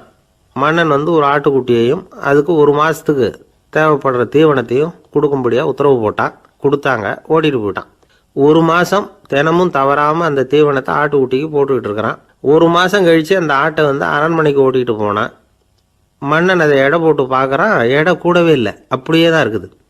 உடனே போட்ட நிபந்தனைப்படி அந்த இளைஞனை வந்து விடுதலை பண்ணிவிட்டான். சரி, ஆட்டுக்கு எடை கூடாமல் இருக்கிறதுக்கு அந்த பெரியவர் சொல்லி கொடுத்த யோசனை என்ன அப்படின்னா, அது வேற ஒன்றும் இல்லை. அந்த ஆட்டுக்கு எதிரில் அது கண்ணில் படுற மாதிரி ஒரு ஓநாயை கட்டி போட சொன்னார். அவ்வளவுதான். ஆட்டுக்கு ஓநாய்ங்கிறது பிறவி பகை. ஓநாயை பார்த்தா ஆடு நடுங்க ஆரம்பிச்சிரும், அவ்வளவு பயம். தினமும் அந்த ஆடு பயந்துக்கிட்டே தீனி சாப்பிட்டுது, எடை கூடல. அதுதான் ரகசியம். இது வந்து சின்ன பிள்ளைங்களுக்கான ஒரு கதை. இதிலேருந்து தெரிஞ்சிக்க வேண்டிய உண்மை என்னென்னா, நாமெல்லாம் சாப்பிட்றப்ப மனசும் உடம்பும் அமைதியாக இருக்கணும். அப்போ தான் அது உடம்புல ஒட்டும். அவசரத்துலேயும் பயத்துலையும் சாப்பிட்டா அது சரியா ஜீரணமாகாது. இன்னொரு ராஜா இருந்தார். அவரும் ஒரு இளைஞனை ஜெயிலில் அடைச்சி விட்டார். விடுதலை பண்ணணும்னா ஒரு கண்டிஷன்னார். என்னன்னு கேட்டான். ஒரு ஆட்டுக்குட்டியை அவன் முன்னாடி கொண்டாந்து நிறுத்துவேன். நீ அதுக்கிட்ட ஒரு கேள்வி கேட்கணும். அதுக்கு சரியான பதிலை சொல்லணும். அப்படி செஞ்சுட்டா உனக்கு விடுதலைன்னார். இளைஞன் யோசனை பண்ணி பார்த்தான். சரின்னு ஒத்துக்கிட்டான். அது பிரகாரமே ஆட்டுக்குட்டியை பதில் சொல்ல வச்சுட்டான். என்ன நடந்தது தெரியுமா? ஆட்டுக்குட்டியை கொண்டாந்து நிறுத்தினாங்க. இவன் மெதுவாக அதுக்கிட்ட போனான். அது காதுகிட்ட போய் ஏப்ரலுக்கு அடுத்த மாதம் என்ன மாதம்னு கேட்டான். அது உடனே மேன்னு கத்திச்சு. இவன் விடுதலை ஆயிட்டான்.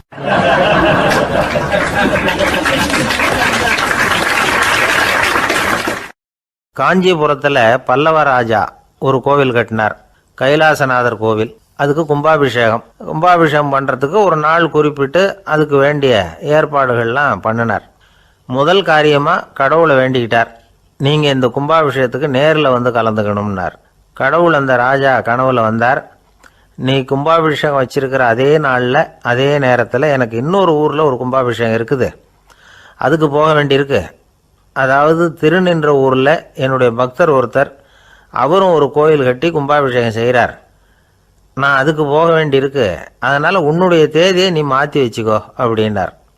கடவுள் தான் எங்கேயும் இருக்கிறவராச்சே. அவர் நினச்சா 2 இடத்துலையும் இருந்து கோயில் கும்பாபிஷேகத்தை நடத்த முடியாதா? ஏன் அப்படி செய்யலை? அது ஒரு முக்கியமான காரணத்துக்காகத்தான். திருநின்ற ஊரில் இருந்த பூசலாருங்கிற அந்த அடியாரின் பெருமையை இந்த உலகத்துக்கு எடுத்து காட்டணுங்கிறதுக்காகத்தான் கடவுள் அந்த ராஜா கிட்ட அப்படி சொன்னார். சரி, அந்த அடியார் அப்படி என்னதான் பெருசாக கோயில் கட்டி விட்டார்? ராஜா கட்டின கோயிலை விட பெருசா? அவர் கட்டினது கருங்கல்லாலேயோ மண்ணாலேயோ மரத்தாலேயோ இல்லை. அவர் கட்டின கோயில் வேற மாதிரி. அது மனசால கட்டின கோயில், மனசுக்குள்ளே இருக்கிற கோவில், மனக்கோவில். அந்த அடியார் தன்னோட மனசுக்குள்ளே மாசக்கணக்காக ஒவ்வொரு கல்லாக சேர்த்து கட்டின கோவில். இந்த விஷயம் ராஜாவுக்கு தெரியாது. அவர் என்ன நினச்சுட்டாரு, அது நாம் கட்டின கற்கோயிலை விட ரொம்ப பெருசாக இருக்கும் போல இருக்கு அப்படின்னு நினச்சிட்டார். சரி, அப்பேற்பட்ட அந்த கோயிலை தரிசனம் பண்ணிவிட்டு வருவோம் அப்படின்னு நினச்சி ராஜா திருநின்ற ஊருக்கு போகிறார். அங்கே போய் பார்த்தா கோயிலையும் காணும், ஒன்றையும் காணும். கடைசியில் பூசலார் கட்டின மனக்கோவில் தான் அதுங்கிறத அவர் புரிஞ்சுக்கிறார். உடனே அந்த அடியாரின் காலில் விழுந்து வணங்குறார். அவரோ, இது மனசால முயன்ற கோவில், இதுக்கு இத்தனை பெருமையா அப்படின்னு ஆச்சரியப்படுறார்.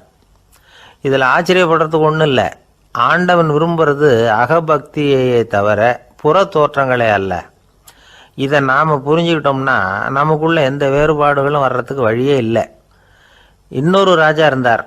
அவர் ஆண்டவனுக்கு படைக்கிறதுக்காக ஒரு தார் நல்ல செவ்வாழைப்பழமாக எடுத்துக்கிட்டு போகணும்னு நினச்சார். அதனால் முத நாளே அதை வாங்கிட்டு வர சொன்னார் வேலைக்காரங்கிட்ட. வேலைக்காரன் போனால் கடைத்தெருவில் ஒரு தார் பழம் வாங்கினான். வர்ற வழியில் அவன் குடிசை. அப்படியே எட்டி பார்த்துட்டு போவோமேன்னு நினச்சான். போனான். அங்கே இவனோட குழந்தை பாவம் பசியால் கத்திக்கிட்டு இருக்கு. இவன் பார்த்தான், இவ்வளவு பெரிய தாரில் ஒரு 2 பழம் எடுத்தா தெரியவா போகுது அப்படின்னு நினச்சி ஒரு 2 பழத்தை பிச்சு அந்த குழந்தைகிட்ட கொடுத்தான். அது அதை வாங்கி வயிறார சாப்பிட்டுது. பசி அடங்குச்சு, விளையாட போயிட்டுது.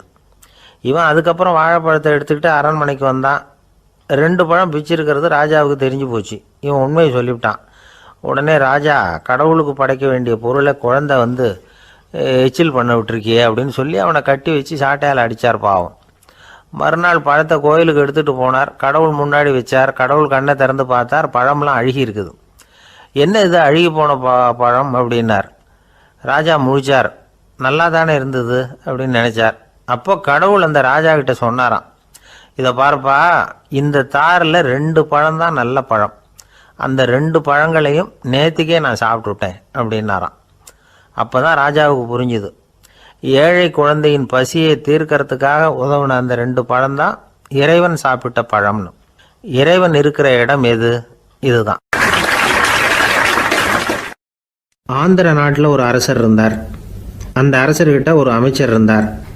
அந்த அமைச்சர் பேர் ராயண பாஸ்கர். அவர் ஒரு பெரிய அறிவாளி. அது மட்டும் இல்லை, மிகச்சிறந்த கொடையாளி. யார் எது கேட்டாலும் இல்லைன்னு சொல்ல மாட்டாராம். அதன் காரணமாகவே அவர்கிட்ட இருந்த செல்வம் நாளுக்கு நாள் குறைஞ்சிக்கிட்டே வந்துட்டு தான். கடைசியில் குடும்பத்துக்குன்னு எதுவும் வைக்காமலே அவர் போய் சேர்ந்துட்டார். மகனும் இறந்துட்டார். அந்த குடும்பத்தில் மிஞ்சி இருந்தது அவருடைய மருமகள், ஒரு பேரன், அவ்வளவுதான். இருந்த ஒரே சொத்து பழுதடைஞ்ச ஒரு வீடு. அந்த அம்மா மற்ற வீடுகளில் வேலை செஞ்சு தன்னுடைய பிள்ளைய படிக்க வச்சுக்கிட்டு வராங்க. அந்த புள்ள ஒரு பெரிய வள்ளலுடைய பேரங்கிறது அந்த பள்ளி வாத்தியார்களுக்கும் தெரியும். அதனால் அவங்களும் இவங்ககிட்ட கொஞ்சம் அன்பாகவும் அக்கறையாகவும் பழகி பாடம் சொல்லி கொடுத்துக்கிட்டு இருக்கிறாங்க. ஒரு நாள் ஒரு புகழ்பெற்ற கவிஞர் ஒருத்தர் அந்த பள்ளிக்கூடத்துக்கு வந்திருக்கிறார். ஆசிரியர்கள்கிட்ட பேசிக்கிட்டு இருந்தப்போ ஒரு செய்தியை சொன்னாராம். ராயண பாஸ்கருங்கிற வள்ளல் எனக்கு நிறைய உதவிகள் செஞ்சுருக்கார், என்னை பாராட்டி பரிசுகள்லாம் கொடுத்துருக்கிறார்.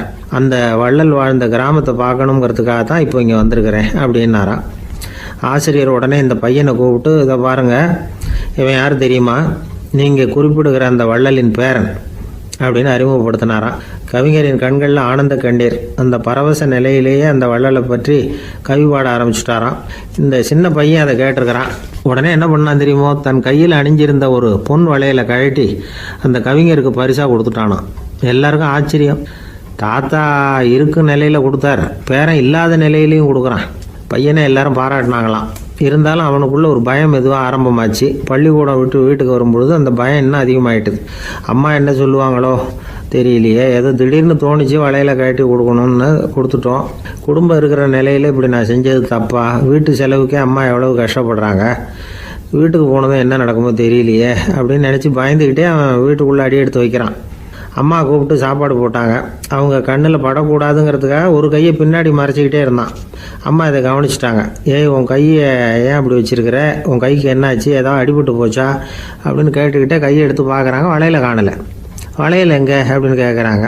இவன் தயங்கிக்கிட்டே நடந்ததை சொல்கிறான். அதை கேட்டதும் அந்த அம்மாவோட முகம் கோபத்தால் சவுந்து போச்சான். முட்டாளே, என்ன காரியம் பண்ண அப்படின்னு கன்னத்தில் அரைஞ்சிட்டாங்களாம். அம்மா, என்னை அடிக்காத, ஏதோ தெரியாமல் தப்பு பண்ணிட்டேன் அப்படின்ட்டுருக்கான். மகனே, வளையலை கொடுத்ததுக்காக நான் உன்னை அடிக்கலை, அப்படிங்க பின்ன எதுக்கு அடித்தேன்னு கேட்டிருக்கான். உன் பாட்டனார் ஒரு பெரிய வள்ளல், அவர் எதையும் பாதி வேலையை செய்கிறதில்ல, அவருடைய பேரை நீ அரைகுறை வேலை செஞ்சுட்டு வந்திருக்கிற அப்படின்னாங்களாம். என்னம்மா சொல்கிறேன்ருக்கான். நீ ஒரே ஒரு வளையலை மட்டும்தானே கட்டி கொடுத்துருக்குற, கொடுக்குறதா இருந்தால் ரெண்டையும் சேர்த்துல கொடுத்துருக்கணும், அதுதானே உங்கள் தாத்தாவுக்கு பெருமை அப்படின்னாங்களாம். அம்மா, தெரியாமல் இப்படி செஞ்சுட்டேன், உங்கள்கிட்டையும் அரை வாங்கிட்டேன் அப்படி இப்படின்னு அவன் சொல்லியிருக்கிறான். இப்போ அம்மா கொஞ்சம் இருங்க, அந்த கவிஞர் இன்றைக்கி நம்ம ஊரில் தான் தங்கியிருப்பார், நாளைக்கு காலையில் தான் அவர் எங்கே இருக்காருன்னு விசாரித்து இன்னொரு வளையலையும் கொடுத்துட்றேன் அப்படின்ட்டுருக்கான். மகனே, நல்ல செயல்களையெல்லாம் நாளைக்குன்னு ஒத்தி போடாத, நாளைக்கு என்ன நடக்குங்கிறது யாருக்கு தெரியும், இப்போவே போ, எங்கே இருக்காருன்னு பாரு அப்படின்ட்டுருக்காங்க. மகன் புறப்பட்டான். பள்ளி ஆசிரியர்கிட்ட போய் கேட்டானா அந்த கவிஞர் எங்கே இருக்காருன்னு. அவர் சொன்னாராம். உடனே போய் அவர் இருக்கிற இடத்துல கதவை தட்டியிருக்கான். ராத்திரி நேரத்தில் இவனை கண்டதும் அவருக்கு ரொம்ப ஆச்சரியம். இவன் இன்னொரு கை வளையலையும் எடுத்து நீட்டியிருக்கான். அவர் திகைச்சு போய் நிற்கிறார். அவரால் என்ன பண்ணுறதுன்னே தெரியல. ஆனந்த கண்ணீர். இது பெரியவர்கள் கூற கேட்ட ஒரு வரலாறு. இன்றைக்கி இப்படிப்பட்டவங்களை பார்க்க முடியுமா? வறுமை வள்ளல் தன்மையை ஒன்று செய்து விடாதுங்கிறதுக்கு இது ஒரு உதாரணம். ஒருத்தன் இன்னொருத்தனை பார்த்து கேட்டானா, எங்கள் தாத்தா உங்கள் தாத்தாவுக்கு 100 ரூபா கடன் கொடுத்துருக்கிறார், அதை எப்போ திருப்பி கொடுக்க போகிறேன்னு. கவலைப்படாத, எங்கள் பேரன் அதை உங்கள் பேரன்ட்ட திருப்பி கொடுத்துருவான் அப்படின்னு நானா அவன்.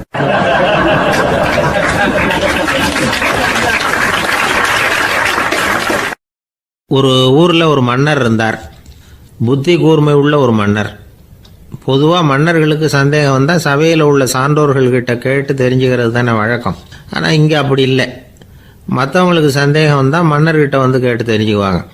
அது மாதிரி கேட்டு தெரிஞ்சுக்கிறதுக்காக ஒரு பெரியவர் ஒரு நாள் வந்தார். அவர் கையில் 3 பொம்மைகள் வச்சுருந்தார். 3 ஒரே மாதிரி பொம்மைகள், கொஞ்சம் கூட வித்தியாசம் தெரியல. ஏது இந்த பொம்மைன்னு கேட்டார் மன்னர். எனக்கு வேண்டியப்பட்ட ஒருத்தங்கிட்ட இருந்து இதை வாங்கிட்டு வந்திருக்கிறேன், நான் தான் அவன்கிட்ட இந்த பொம்மையை செஞ்சு கொடுக்க முடியா கேட்டுக்கிட்டேன். அவன் ரொம்ப புத்திசாலி, அவன் தான் இதை செஞ்சு கொடுத்தான், ஆனால் அதில் ஒரு சிக்கல் அப்படின்னார். என்ன பிரச்சனைன்னு கேட்டிருக்காரு இவர். நான் அவன்கிட்ட கேட்டது 3 விதமான பொம்மைகளாக இருக்கணும்னு கேட்டேன், அவன் என்னடான்னா 3 ஒரே மாதிரியாக செஞ்சு கொடுத்துட்டான் அப்படின்னார். அவங்ககிட்டயே கேட்கறது தானே அப்படின்ட்டுருக்காரு இவர். கேட்டேன், அவன் என்ன சொல்கிறான்னா இது 3 ஒரே மாதிரி பொம்மை கிடையாது, 3 விதம், ஒன்றுக்கு ஒன்று வித்தியாசம் இருக்குது. இந்த 3 பொம்மையும் 3 விதமான நண்பர்களுக்கு உதாரணங்கள் அப்படின்னு சொல்கிறான். எனக்கு ஒன்றும் புரியல, அதுதான் உங்ககிட்ட வந்தேன் அப்படின்னார். சரி, அந்த பொம்மைகளை இப்படி கொடுங்க அப்படின்னு வாங்கினார் மன்னர். எடுத்துக்கிட்டு உள்ளே போனார். கொஞ்ச நேரம் கழித்து வெளியில் வந்தார். அதுக்கப்புறம் சொன்னார், இதை பாருப்பா, அவன் சொன்னது சரிதான், 3 விதம் தான். இது இருக்குதே முதல் பொம்மை, இது உத்தமமான நண்பனுக்கு உதாரணம். இந்த ரெண்டாவது பொம்மை இது மத்தியமமான நண்பனுக்கு உதாரணம். அந்த மூணாவது பொம்மை இருக்குதே அது மோசமான நண்பனுக்கு உதாரணம்.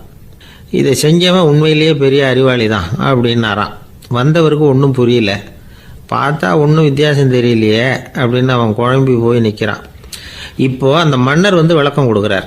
அந்த 3 பொம்மையையும் எடுத்து முன்னாடி வச்சார். ஒரு மெல்லிய கம்பியை கையில் எடுத்தார். அந்த முதல் பொம்மை காதில் விட்டார். கொஞ்ச தூரம் உள்ளே போய் அப்படியே நின்றுட்டுது அந்த கம்பி.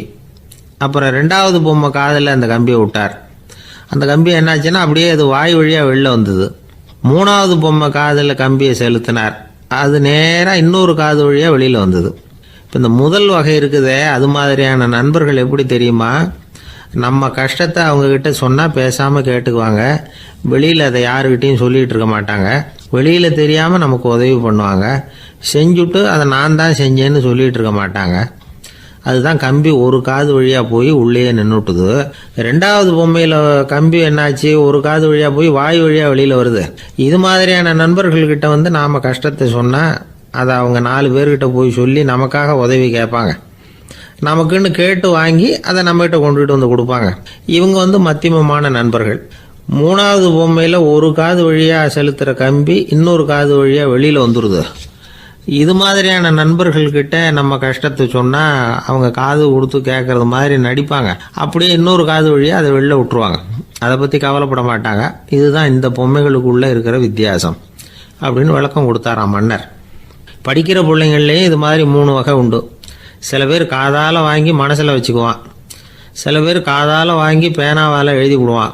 சில பேர் ஒரு காதால் வாங்கி இன்னொரு காதால் வெளியில் விட்டுருவான். ஒரு பையன் வகுப்பில் ஆசிரியர் பாடம் நடத்தும் பொழுது தலையை வேகமாக ஆட்டி ஆட்டி கேட்பானான். ஏன்டா இப்படி தலையை இப்படி ஆட்டுற அப்படின்னு கேட்டிருக்கான் பக்கத்தில் இருந்தவன். தலையை ஆட்டினா தாண்டா ஒரு காது வழியாக உள்ளே போகிறது இன்னொரு காது வழியாக வெளியில் வேகமாக வெளில போகும் அப்படின்னானா அந்த பையன்.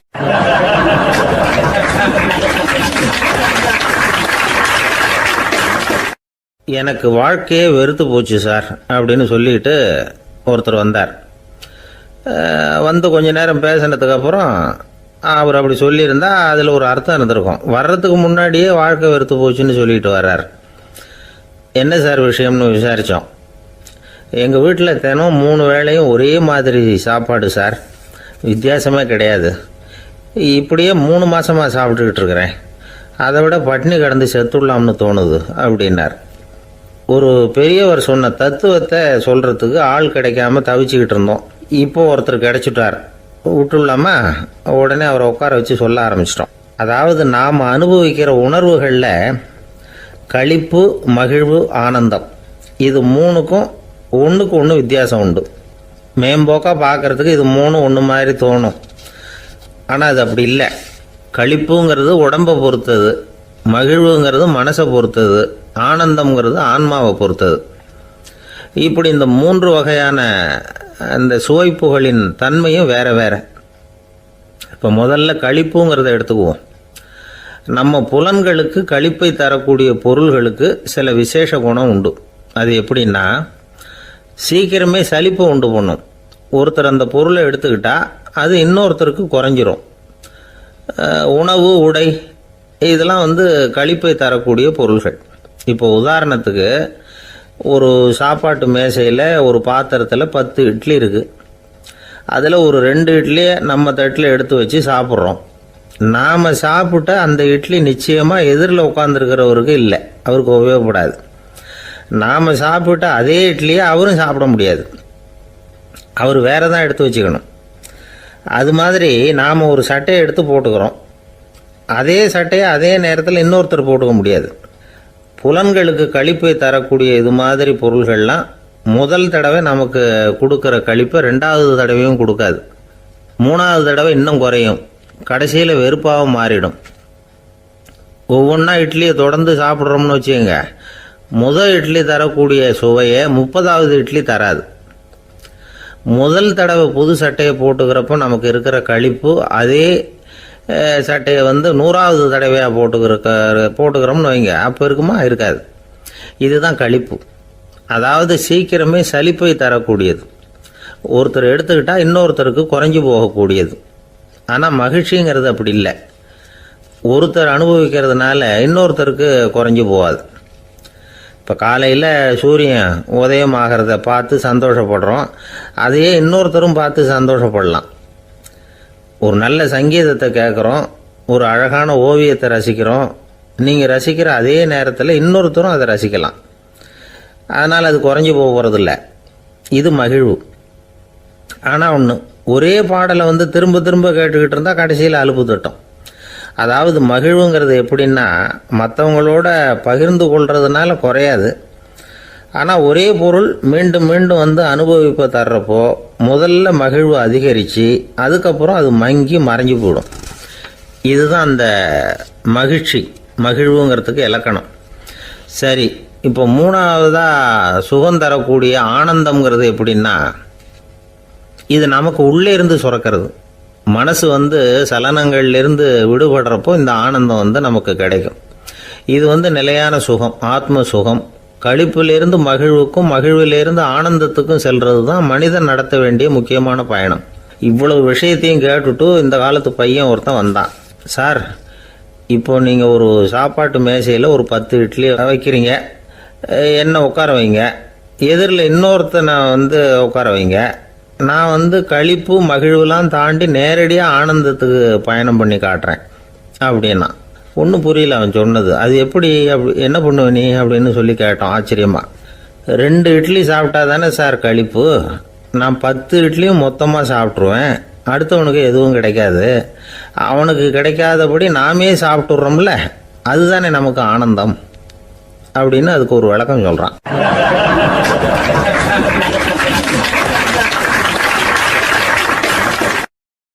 இந்த உலகத்தில் மனுஷன் எவ்வளவோ தவறுகள் செய்கிறான். அதுக்கெல்லாம் என்ன காரணம்? அதை பற்றின ஆராய்ச்சி தான் இன்னைக்கு. இதுக்கு ஆராய்ச்சி என்னத்துக்கு, அது தெரிஞ்ச விஷயம் தானே அப்படின்னு நீங்கள் நினைக்கலாம். ஆனால் அப்படி அலட்சியமாக இந்த விஷயத்தை விட்டுறக்கூடாது. பொதுவாக எல்லோரும் நினைக்கலாம், எது சரி எது தவறு அப்படின்னு தெரியாததுனால தான் மனுஷன் தப்பு பண்ணுறான் அப்படின்னு. ஆனால் அப்படி சொல்லிட முடியாது. மனுஷன் தெரிஞ்சே தான் தவறுகள் பண்ணுறான். இப்போ உதாரணத்துக்கு, ஒரு சாலையில் இடது பக்கம் போக வேண்டிய ஒருத்தர் நடுக்கோட்டை தாண்டி வலது பக்கமாக வண்டியை ஓட்டிகிட்டு போகிறாருன்னு வச்சுங்க. என்னப்பா இது தப்பு இல்லையா அப்படின்னு அவர்கிட்ட கேட்டால், அதெல்லாம் எனக்கு தெரியும், நீ உன் வேலையை பார்த்துட்டு போ அப்படிம்பார். வலது பக்கமாக போகிறது தப்புன்னு தெரிஞ்சே தான் அவர் அப்படி செய்கிறார், அப்படி போகிறார். பெரிய உத்தியோகத்தில் இருக்கிறவங்க கூட லஞ்சம் வாங்குறாங்க. அவங்களுக்கெல்லாம் லஞ்சம் வாங்குறது தப்புன்னு தெரியலன்னு அர்த்தம். திருடுறது தப்புன்னு தெரியாமலாம் மனுஷன் திருடுறான், நல்லாவே தெரியும். நீங்கள் வேணும்னா கேட்டு பாருங்கள், வேறு வழி இல்லை அதனால தான் திருடுறேன்பா. திருடுறது ஒரு புண்ணியமான காரியம்னு திருடனே கூட சொல்ல மாட்டான். திருடுறது தவறுங்கிறது திருடனுக்கு தெரியும் அப்படிங்கிறத விளக்கிறதுக்காக ஒரு பெரியவர் ஒரு கதை சொன்னார். அதாவது 2 திருடர்கள் 2 பேரும் சேர்ந்து ஒரு வீட்டுக்கு போய் ஒரு 10,000 ரூபாயை திருடிட்டு வந்துடுறாங்க. ஒரு காட்டு வழியாக வந்துக்கிட்டு இருக்கிறாங்க. இன்னும் விடியல. 2 பேருக்கும் தூக்கம் கண்ணை சுற்றுது. சரி, இப்படியே ஒரு மரத்தடியில் படுத்து தூங்குவோம், காலையில் விடிஞ்சதும் இந்த பணத்தை 2 பேரும் பங்கு போட்டுக்குவோம் அப்படின்னு முடிவு பண்ணுறாங்க. அதே மாதிரி படுத்து தூங்குறாங்க. நடு ராத்திரியில் ஒரு திருடன் முழிச்சிக்கிறான்.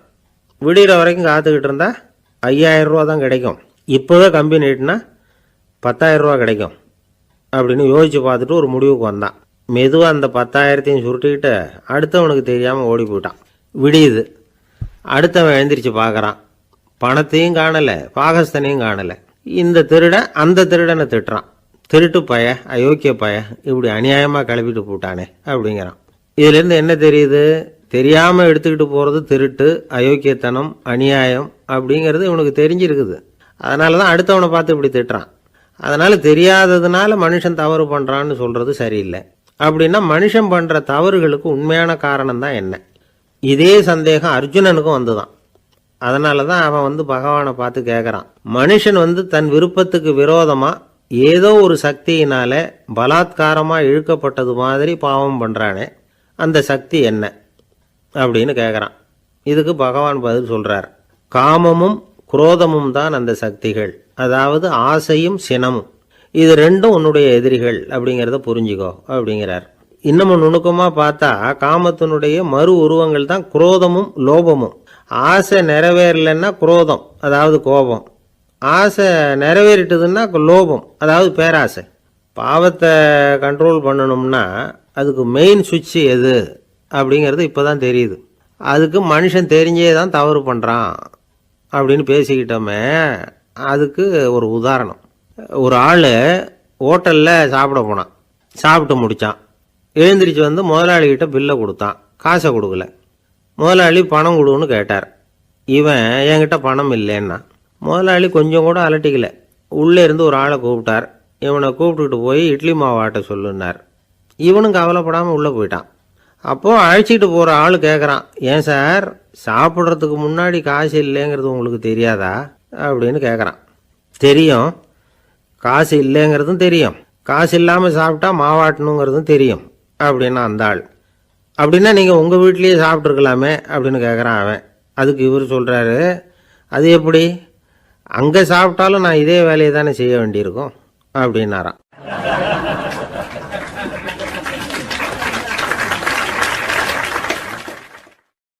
துஷ்டரை கண்டால் தூர விலகு, இப்படி ஒரு பழமொழி உண்டு. எதுக்காக இப்படி சொல்லி வச்சாங்க? துஷ்டன் ஏதாவது தொந்தரவு கொடுப்பான், அதனால் அவனை கண்டா பயந்துக்கிட்டு ஓடி ஒளிஞ்சிக்கோ அப்படின்னா இதுக்கு அர்த்தம் அப்படி இல்லை. ஒரு துஷ்டன் கிட்ட நெருங்கி போகிறோம்னு வச்சுக்கோங்க, அவன் நமக்கு கெடுதலான ஆலோசனைகள் எதையும் சொல்லலாம், அல்லது அவன் தீய உணர்வுகள் உள்ளவனாக இருக்கலாம், அல்லது தீய செயல்கள் செய்யக்கூடியவனாக இருக்கலாம், அல்லது தீய நட்புனால அவன் ஏற்கனவே கெட்டு போனவனா கூட இருக்கலாம். இப்படிப்பட்டவனை நெருங்கி போனால் அவனோட பாதிப்பு நமக்கும் வந்துடும். அதனால் விலகி போ அப்படின்னு சொல்கிறாங்க. இதையே கொஞ்சம் விவரமாக இப்போ பார்ப்போமே. இப்போ இந்த துஷ்டர்களை 4 வகையாக பிரிக்கிறாங்க. இந்த 4 வகைக்கும் உதாரணம் வேணும்னா வேற எங்கேயும் போக வேண்டியதில்லை, மகாபாரதத்தை பார்த்தாவே போதும். அதில் இந்த 4 வகையான தீயோரும் வர்றாங்க. முதல் வகைக்கு உதாரணம் சகுனி. இவன் மனசில் எப்பவும் தீய எண்ணங்கள் தான் நிறைஞ்சிருக்கும். கனவுல கூட தீய ஆலோசனைகள். யாராவது ஒருத்தர் நல்லபடியாக வாழ்ந்தா அதை இவனால் சகிச்சிக்க முடியாது. இப்படிப்பட்டவனோட நெருங்கிய தொடர்பு துரியோதனனுக்கு கிடைச்சிது. துரியோதனன் எப்படின்னா அவன் ஏற்கனவே தீய காரியங்கள் செய்யறதுக்கு தயங்காதவன். அப்படிப்பட்டவனுக்கு தீய போதனைகள் செய்யறதுக்கு சகுனி உதவுனா. இந்த 2 பேரோட சகவாசம் இன்னொருத்தனுக்கு கிடைச்சது. அவன் யாருன்னா துச்சாதனன். அவன் தீய நடத்தை உள்ளவன். இந்த 3 பேரும் ஒன்று சேர்ந்தா என்னத்துக்கு ஆகும்? உலகமே கெட்டு போடும்ல. இந்த 3 துஷ்டர்களோட நல்லவன் ஒருத்தன் சேர்ந்தான். அவன் தான் கர்ணன். கர்ணன் இயல்பாகவே உத்தம குணம் உள்ளவன். அவன் நல்லவங்களோட சேராமல் இப்படிப்பட்ட கெட்டவங்க கிட்ட நட்பு வச்சுக்கிட்டான். அதனால் அவனும் தீய செயல்களில் ஈடுபடுறது மாதிரி ஆயிடுது. துரியோதனனுடைய நண்பனா அவனுடைய ஆதரவில் வளர்ந்ததுனால அவனுக்கு துணையாக இருக்க வேண்டியிருக்குது அப்படின்னா. நட்பு உரிமையினால் உதவி புரிய வேண்டியது சரிதான், அது தப்புன்னு சொல்ல முடியாது. இருந்தாலும் தீய செயல்களுக்கு உதவி செய்கிறது சரியில்லை. புத்தி பலம் புஜ பலம் எல்லாம் இருந்தால் கூட தெய்வ பலம் இல்லைன்னா ஜெயிக்க முடியாது. கர்ணன் மகா வீரன். இருந்தாலும் கடைசியில் அவன் கதி என்னாச்சு? அவங்ககிட்ட எல்லா நல்ல குணங்களும் இருந்தது. இருந்தாலும் ஏன் இப்படி ஆச்சு? தீயவர்களுடைய சேர்க்கை தான் காரணம். அவங்களோட சேர்ந்ததுனால இவனையும் அப்படியே நினைக்க ஆரம்பிச்சுட்டாங்கல்ல. 4 வகை துஷ்டர்களில் இவனும் ஒரு வகை அப்படின்னு சொல்ல ஆரம்பிச்சிட்டாங்க. அதாவது தீய ஆலோசனைக்கு சகுனி, தீய உணர்வுகளுக்கு துரியோதனன், தீய செய்கைக்கு துச்சாதனன், தீய நட்புக்கு கர்ணன். இப்படி உதாரணமாயிட்டான். அதனால தான் துஷ்டரை கண்டால் தூர விலகு அப்படின்னு சொன்னாங்க. அது புராண காலம். இப்பெல்லாம் நிலைமை கொஞ்சம் வேற விதமாக இருக்குது. அன்னைக்கு ஒரு நாள் அப்படிதான் ஒரு காட்டு பாதையில் யாரோ ஒருத்தர் அடிபட்டு கிடந்தார். யாரோ ஒரு துஷ்டன் அவனை அடித்து போட்டுட்டு போயிட்டான் போல இருக்கு. அந்த வழியாக போன ஒருத்தர் பரிதாபப்பட்டு அவனை போய் தூக்குனார். ஆறுதல் சொன்னார், இதை பாருங்க, இந்த வழியாக எப்பவும் தனியாக வரக்கூடாது. ஏன்னா இங்கே ஒரு ரவுடி இருந்துக்கிட்டு வர்றவங்க போகிறவங்களெல்லாம் வழிப்பறி பண்ணிகிட்டு இருக்கிறதா கேள்விப்பட்டிருக்கிறேன் அப்படின்னாராம். இனிமே அப்படி கேள்விப்பட மாட்டீங்க அப்படின்னு அந்த ஆள். ஏன்னு கேட்டிருக்காரு இவர். அவன் சொல்லியிருக்கான், நான் தான் சார் அந்த ரவுடி. இந்த வழியாக போனவங்க கிட்ட தகராறு பண்ணேன். அவங்க தான் என்ன இப்படி அடித்து போட்டு என்கிட்ட இருந்த பணத்தையெல்லாம் பிடுங்கிட்டு போட்டாங்க சார். காலம் ரொம்ப கெட்டு போச்சு அப்படின்னு நானா ரொம்ப பரிதாபமா.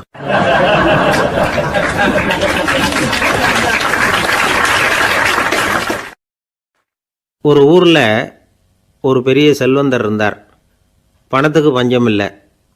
அதனால் இந்த உலகத்தில் முடியாத காரியம் எதுவும் இல்லைன்னு நினைச்சார். பணம் இருந்தாலும் அந்த நினப்பு தானாக வந்துடும். அதனால் இவரும் அப்படி நினச்சதில் ஒன்றும் தப்பு இல்லை. அந்த ஊருக்கு குருநானக் ஒரு தடவை வந்தார். அவருக்கு இந்த செல்வந்தர் ரொம்ப பிரமாதமாக ஒரு வரவேற்பு கொடுத்தார். ஊர் எல்லையிலேயே எங்கள் வீட்டுக்கு வந்து விருந்து சாப்பிட்டுட்டு போகணும்னு கேட்டுக்கிட்டார்.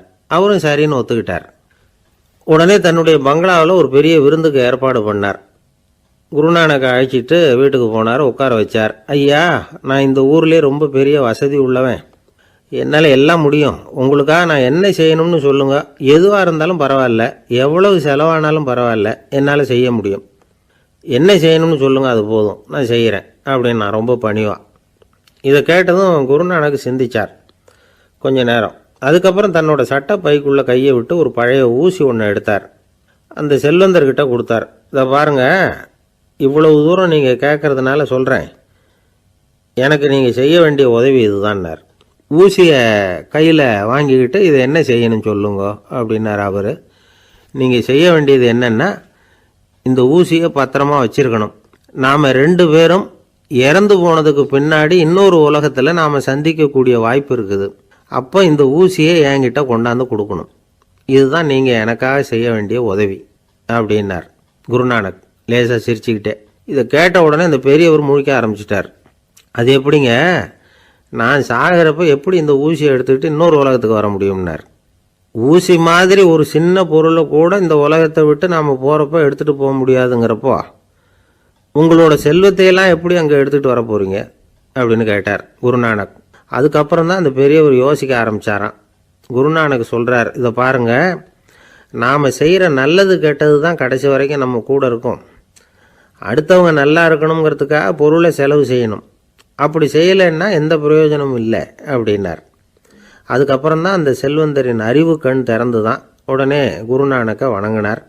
ஐயா, என்கிட்ட இருந்த ஆணவம் போயிட்டுது, இனிமேல் என்கிட்ட இருக்கிற செல்வத்தை நல்ல வழியில் செலவழிப்பேன் அப்படின்னாராம். நம்மக்கிட்ட இருக்கிற பணம் எப்பவும் நம்ம கூடவே வந்துக்கிட்டு இருக்காதுங்கிறதுக்கு இது ஒரு உதாரணம். அதுக்காக நாம் பணம் சேர்க்கறத பற்றி கவலைப்பட வேண்டியதில்லை, பேசாமல் படுத்து தூங்கிக்கிட்டு இருந்தால் போதும் அப்படின்னு இதுக்கு அர்த்தம் பண்ணிக்கப்படாது. முறையான வழியில் பணம் சேர்க்கணும், அதை முறையான வழியில் செலவு பண்ணணும். அதனால் ஏற்படக்கூடிய மன நிறைவு இருக்குது பாருங்கள், அது அனுபவித்தவங்களுக்கு தான் தெரியும். சொர்க்கத்துக்கு போகிறவங்க இங்கேருந்து பணத்தை எடுத்துகிட்டு போக முடியாது. ஆனால் நம்ம செல்வத்தை இங்கே மற்றவங்களுக்கு பயன்பட செய்து அதனால் ஏற்படுற புண்ணியம் இருக்குது பாருங்கள், அதை எடுத்துகிட்டு போக முடியுமா. இதுதான் ஆன்மீகவாதிகள்லாம் சொல்கிற கருத்து. ஜான் நியூட்டன் ஒருத்தர், அவர் சொன்னார், நான் எப்போவாவது சொர்க்கத்துக்கு போய் சேர்ந்தேன்னா அங்கே 3 அதிசயங்களை பார்ப்பேன்னார். என்னன்னு கேட்டாங்க. நான் யார் யார் இருக்க மாட்டாங்கன்னு நினச்சிக்கிட்டு இருந்தானோ அவங்களில் சில பேர் அங்கே இருப்பாங்க, அது ஒரு பெரிய அதிசயம்னார். சரி, அடுத்தது என்ன? 2வது அதிசயம் என்னன்னா, அங்கே இருப்பாங்கன்னு நான் எதிர்பார்த்த சில பேர் அங்கே இருக்க மாட்டாங்க அப்படின்னார். சரி, 3வது பெரிய ஆச்சரியம் என்ன அப்படின்னா, நான் அங்கே இருக்க பாருங்க, அதுதான் அந்த 3வது அதிசயம் அப்படின்னாராம்.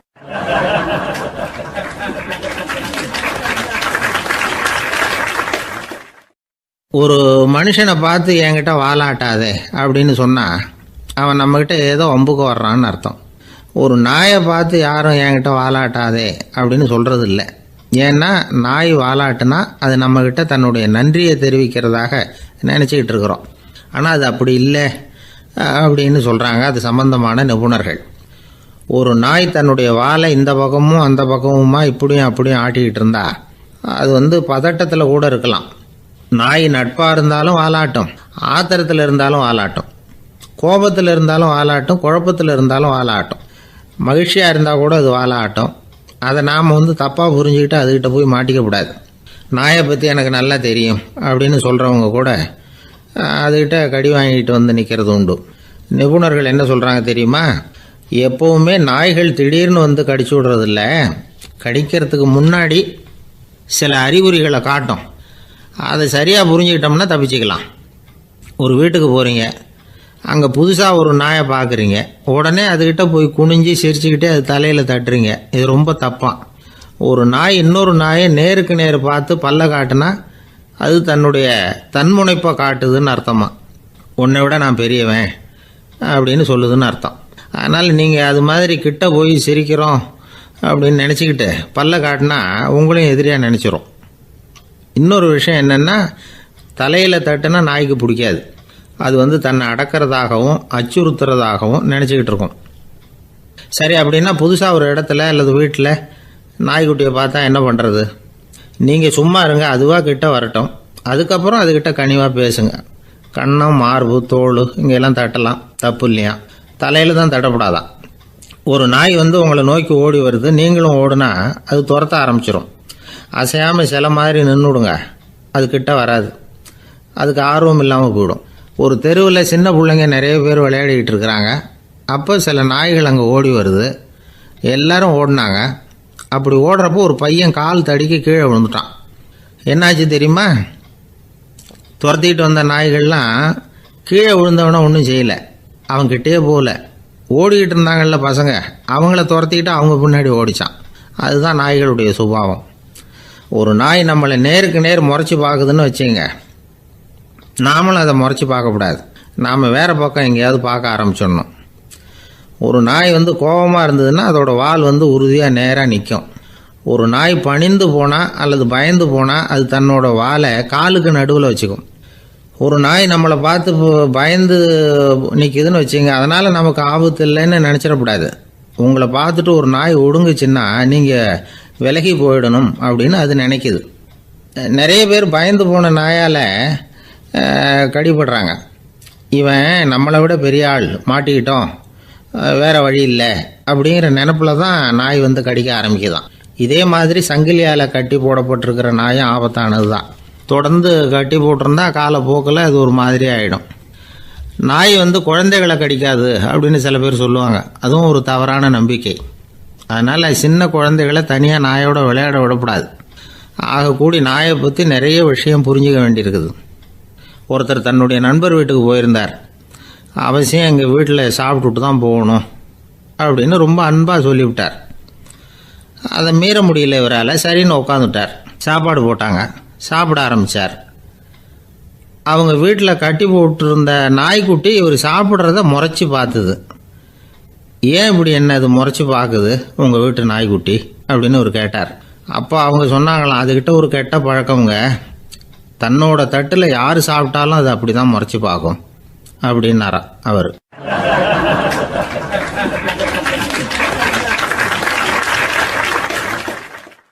இன்பம் துன்பம் இது ரெண்டும் சேர்ந்தது தான் வாழ்க்கை. இது எல்லாரும் சொல்லிகிட்டு இருக்கிற ஒரு உண்மை. அது சரி, இது ரெண்டும் வர்றதுக்கு என்ன காரணம்? துறவி ஒருத்தர் யோசித்து பார்த்துருக்கார். இன்ப துன்பம் தோன்றுவதற்கு முக்கியமாக 6 காரணங்கள் உண்டு அப்படிங்கிறார் அவர். அது என்னங்கிறத நாமளும் தெரிஞ்சு வச்சுக்குவோமே. இப்போ முதல் காரணம் சுயநலம். ஒரு தாயார் வந்து தன்னுடைய சுயநலம் கருதி தன்னுடைய மகன் இன்பமாக இருக்கணும்னு ஆசைப்படுறாங்க. மகனும் அப்படியே ஆசைப்படுறான். அதனால் தாயாரின் இன்ப துன்பங்களை பார்த்துட்டு மகனும் இன்ப துன்பம் அடையிறான். அந்த அம்மாவுக்கும் அதே நிலைமை தான். 2வது காரணம் உறவு. நான் துறவியான பிறகு கூட உறவுங்கிற காரணத்தினால தான் தாயாருடைய சுக துக்கங்களை கண்டு நானும் சுக துக்கம் அடைகிறேன். என் தாயாருடைய நிலைமையும் இதுதான் அப்படிங்கிறார் ஒரு துறவி. 3வது காரணம் என்னென்னா அறிமுகம். எனக்கு அறிமுகமான ஒருத்தரை ரயில் நிலையத்தில் சந்திக்கிறேன். அவர் தன்னுடைய பணப்பையை எங்கேயோ தொலைச்சி விட்டு வருத்தப்பட்டுக்கிட்டு இருக்கிறார். நானும் வருத்தப்படுறேன். அந்த சமயத்தில் யாரோ ஒருத்தர் இதுதானே அவங்க பணப்பை அப்படின்னு சொல்லி கொண்டாந்து நீட்டுறார். பணப்பையை தொலைச்சவர் சந்தோஷப்படுறார், நானும் சந்தோஷப்படுறேன். இது அந்த துறவி சொல்கிற அனுபவம். 4வது காரணம் என்னென்னா கருணை. எனக்கு முன்னே பின்னே தெரியாத ஒருத்தனை யாரோ ஒருத்தன் அடித்து காயப்படுத்தி போடுறான். கருணை காரணமாக நான் அதுக்காக துக்கப்படுறேன். 5வது காரணம் எதையும் நம்புறது. ஒரு பசுமாட்டை ஒரு முரணை அடிச்சுக்கிட்டு இருக்கிறான் அப்படின்னு ஒருத்தர் வந்து நம்மகிட்ட சொல்கிறாருன்னு வைங்க, உடனே நான் துக்கப்படுறேன். இன்னொருத்தர் வந்து அந்த முரணனை போலீஸ்காரங்க பிடிச்சிட்டு போயிட்டாங்கன்னு சொல்கிறாரு, நான் உடனே சந்தோஷப்படுறேன். 3வதாக ஒருத்தர் வந்து முதல் 2 பேரும் சொன்னது பொய்யுங்கிறார். அப்போ நான் இன்ப துன்பம் ரெண்டுமே இல்லாமல் நிம்மதியாக இருக்கிறேன். இது ஒரு விதம். அடுத்தது 6வது காரணம் என்னென்னா தன்மயமாகுதல். ஒரு நாவல் படிச்சுக்கிட்டு இருக்கிறோம், அதில் வர்ற பாத்திரங்களோட நாம் ஒன்றி போயிடுறோம். அதில் வர்ற பாத்திரங்கள் சிரிச்சுதுன்னா நாமளும் சிரிக்கிறோம், அது அழுதுன்னா நாமளும் அழறோம். அதெல்லாம் வந்து அந்த துறவி சொல்கிற அனுபவ உண்மைகள். இன்ப துன்பம் இது ரெண்டும் தோன்றுவதற்கு சுயநலம், உறவு, அறிமுகம், கருணை, எதையும் நம்புறது, தன்மயமாகிறது, இது எல்லாம் தான் முக்கிய காரணம் அப்படின்னு அவர் சொல்கிறார். ஆகக்கூடி ஒட்டு மொத்தமாக யோசனை பண்ணி பார்த்தா பிற பொருள்கள் மீது பற்றுதல் காரணமாக தான் நாம் இன்ப துன்பம் அடையிறோம் அப்படிங்கிறத புரிஞ்சிக்க முடியுது. மனுஷன் இன்ப துன்பம் அடையிறதுக்கு 7வது காரணம் கூட ஒன்று உண்டு அப்படின்னு சொல்லிகிட்டே வந்தார் ஒருத்தர். அது என்ன அப்படின்னு கேட்டோம். அதுதான் சார் இந்த நீங்கள் சொல்லிட்டு வர்ற இன்று ஒரு தகவல்னார். எப்படி சொல்கிறீங்கன்னு கேட்டோம். இன்று ஒரு தகவல் கேட்க ஆரம்பிக்கிறப்போ மனசில் இன்பம், ஆரம்பித்த உடனே இது ஏற்கனவே கேட்ட சமாச்சாரமாச்சே அப்படின்னு நினைக்கிறப்போ துன்பம் அப்படின்னு அதுக்கு ஒரு விளக்கம் கொடுத்தார் அவர்.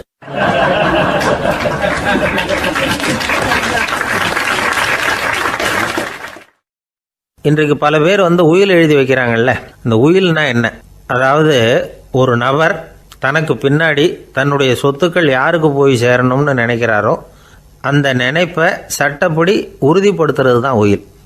சரி, உயிலை யார் எழுதலாம்? 18 வயசு பூர்த்தியான யாரும் உயில் மூலமாக சொத்துக்களை விநியோகிக்கலாம். கண் பார்வை இல்லாதவங்க, காது கேளாதவங்க, வாய் பேச முடியாதவங்க, இவங்கெல்லாம் கூட உயில் எழுதி வைக்கலாம். புத்தி சுவாதீனம் இல்லாதவங்க கூட சில சமயம் புத்தி தெளிவாக இருந்தால் உயில் எழுதலாமா. குடிபோதையில் இருக்கிறவங்க, தாங்கள் என்ன செய்கிறோங்கிறது தெளிவாக அறிய முடியாதவங்க, நோய் நொடியில் இருக்கிறவங்க, இவங்கெல்லாம் உயில் எழுத முடியாது. ஒருத்தரை நிர்பந்தப்படுத்தி ஏமாற்றி அல்லது சுய நினைவில்லாத ஒருத்தர்கிட்ட எழுதி வாங்கி வைக்கிற உயில் செல்லாது. உயிலை இந்த முறையில் தான், இந்த படிவத்தில் தான் எழுதணும்னு சட்டத்தில் விதி எதுவும் கிடையாது. இதுக்கு முத்திரை கட்டணமும் கிடையாது. உயிலை வெற்று காகிதத்தில் எழுதலாம். அச்சு அடிக்கணும், டைப் அடிக்கணுங்கிற அவசியம் கூட இல்லை. கையாலேயே கூட எழுதலாம். எழுதி இருக்கிறது புரியணும், அவ்வளவுதான். குறைந்தபட்சம் 2 சாட்சிகளை வச்சுக்கிட்டு உயில் எழுதுகிறவர் அதில் கையெழுத்து போடணும். கையெழுத்து போட தெரியாதுன்னா இடது கை பெருவிரல் ரேகை வைக்கலாம். உயில் சாசனத்துக்கு சாட்சிகள் கையெழுத்து இல்லைன்னாலும் அது செல்லாது. அப்புறம் ப்ரிவிலேஜ்டு வில் அப்படின்னு இருக்கு. அதுக்கு மட்டும் சாட்சிகள் தேவையில்லை. அது என்னென்னா, இந்த விமானப்படை, கப்பல் படை அல்லது யுத்தத்தில் பணிபுரியும் நபர்கள் அவங்கெல்லாம் இருக்கிறாங்க இல்லையா, அப்படிப்பட்டவங்க எழுதுகிற உயில் அது. அதுக்கு சில விசேஷ சலுகைகள் உண்டு. ஒருத்தர் முதல்ல ஒரு உயில் எழுதி வைக்கிறார், அதுக்கப்புறம் மனசு மாறி போகுது, அது வேணாம்னு நினைக்கிறார், ரத்து செஞ்சுடலாம். அதுக்கப்புறம் வேறு உயிலும் எழுதலாம். உயிரோடு இருக்கிற வரைக்கும் எத்தனை தடவை வேணும்னாலும் உயில் எழுதலாம். கடைசியாக எழுதப்பட்ட உயில் சட்டப்படி சரியாக இருந்தால் அதுதான் அமலுக்கு வரும். சரி, எழுதுகிற உயிலை ரகசியமாக வச்சுருக்கிறது எப்படி? இது ஒரு கேள்வி. இதுக்கு என்ன செய்யணும்னா, ஒருத்தர் உயிலை எழுதினதுக்கு அப்புறம் அவர் தானாவோ அல்லது அங்கீகரிக்கப்பட்ட முகவர் மூலமாகவோ, அதாவது ஒரு ஏஜெண்ட் மூலமாகவோ, ஒரு கவரில் போட்டு சீல் வச்சு கவர் மேலே தன்னுடைய பெயரை எழுதி அல்லது அந்த ஏஜெண்ட் பெயரை எழுதி கவர் மேலே என்ன அடக்கம் செய்யப்பட்டிருக்கு, உள்ளே என்ன இருக்குது அப்படிங்கிற விவரம்லாம் எழுதி சார் பதிவாளர்கிட்ட ஒப்படைக்கலாம். இதுக்கு கட்டணம் உண்டு. அதுக்கப்புறம் எப்போ தேவைப்படுதோ அப்போ ஒரு மனு கொடுத்து அந்த கவரை திரும்ப வாங்கிக்கலாம். இப்போ எழுதுகிற உயிலை இவ்வளவு நாளுக்குள்ளே பதிவு செய்யணுங்கிற கால வரையறை உண்டா அப்படின்னு ஒரு கேள்வி வரலாம் இல்லையா? எப்போ வேணும்னாலும் பதிவு செய்யலாம். நம்மால் ஒருத்தர் ஒரு நாள் ரொம்ப அவசரமாக வந்தார். இந்த உயில் எழுதுறது சம்பந்தமாக பூரா விவரமாக எனக்கு உடனே தெரியணும்னார். நான் உடனே அவரை வக்கீல் ஒருத்தர்கிட்ட அழைச்சிட்டு போனேன். இவர் அவர்கிட்ட எல்லா விவரமும் கேட்டு தெரிஞ்சுக்கிட்டார். ரொம்ப தேங்க்ஸ்ன்னு சொல்லிவிட்டு 2 பேரும் வெளியில் வந்தோம். அதுக்கப்புறம் இவர்கிட்ட கேட்டேன், ஆமாம் இவ்வளவு விவரமாக கேட்குறீங்களே, உங்களுக்கு எத்தனை பிள்ளைங்க சார் அப்படின்னு கேட்டேன். 6 பேர் சார் அப்படின்னார். சரி, இருக்கிற சொத்து எவ்வளவுன்னு கேட்டேன். அதை இனிமே தான் சம்பாதிக்க போகிறேன் அப்படின்னார்.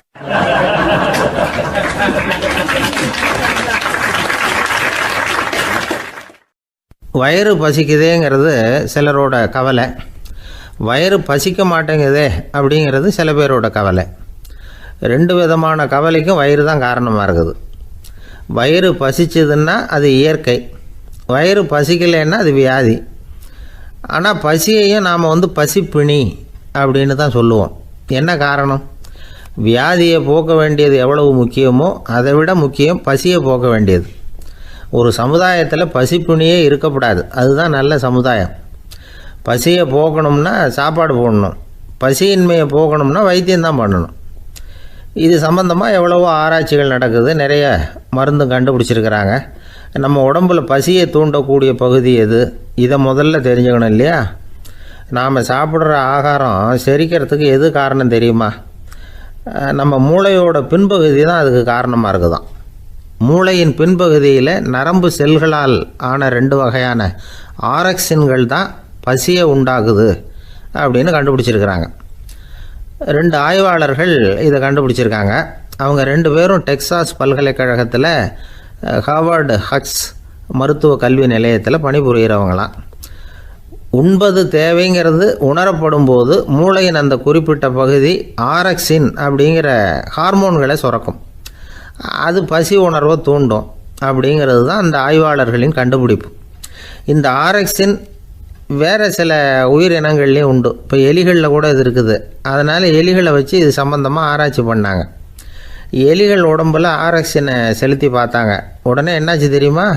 அந்த எலியெல்லாம் பசியால் துடிக்க ஆரம்பிச்சுட்டுது. எதையாவது தின்னு பசியை தீர்த்தா போதுங்கிற அளவுக்கு அந்த எலிகள்லாம் அல்லாட ஆரம்பிச்சுட்டுது. இயல்பாக சாதாரணமாக அந்த எலிகள் எவ்வளவு சாப்பிடுமோ அது மாதிரி 8 முதல் 10 மடங்கு அதிகமான ஆகாரத்தை 1 மணி நேரத்துக்குள்ளே சாப்பிட்டு தீர்த்துட்டு தான். சில எலிகளின் மூளையில் இந்த ஆரக்சின் அளவை கட்டுப்படுத்தி பார்த்துருக்குறாங்க. உடனே என்னாச்சு தெரியுமா? அதெல்லாம் சாப்பாட்டை கண்டா முகத்தை திருப்பிட்டு போக ஆரம்பிச்சுட்டு தான். அந்த எலிகளுக்கு பசி எடுக்கலையாம். இந்த ஆராய்ச்சியின் அடிப்படையில் பசியை எடுக்காமல் இருக்கிற மனிதர்களுக்கும் பசியை தூண்ட முடியும் அப்படின்னு சொல்லி ஆராய்ச்சியாளர்கள் தெரிவிச்சிருக்கிறாங்க. ஆக ஆரக்சின் தான் பசிக்கு காரணம்ங்கிறது தெரிஞ்சு போச்சு. சரி, இந்த ஆரக்சின் அப்படின்னா என்ன? அது ஒரு கிரேக்க சொல். அதுக்கு பசின்னு அர்த்தம். நம்ம ஆளுங்களுக்கெல்லாம் பசியை தூண்டுறதுக்கு மருந்து தேவையில்லை, பசியை குறைக்கிறதுக்கு தான் மருந்து தேவை. ஒரு அம்மா டாக்டரை தேடி வந்தாங்களாம். டாக்டர், எங்கள் வீட்டுக்காரருக்கு திடீர்னு அகோர பசி, நிறைய சமைச்சு போடுறேன், அவ்வளவையும் சாப்பிட்டுட்டு கீழே கிடக்கிற குப்பை கூலங்களையும் எடுத்து சாப்பிட ஆரம்பிச்சுட்றார், இது என்னன்னு கவனித்து பாருங்கள் அப்படின்னாங்களாம். எவ்வளோ நாளாக அப்படி இருக்குதுன்னு கேட்டிருக்காரு டாக்டர். 1 வாரமாக அப்படி இருக்குதுன்னாங்களாம். இவ்வளவு நாளாக ஏன் சும்மா இருந்தீங்க? ஆரம்பத்திலே இங்கே அழைச்சிட்டு வர வேண்டியது தானே அப்படின்னாரான் டாக்டர். அது ஒன்றும் இல்லை டாக்டர், வீடு பூரா சுத்தமாகட்டுமேன்னு பார்த்துக்கிட்டு இருந்தேன் அப்படின்னாங்களாம் அந்த அம்மா.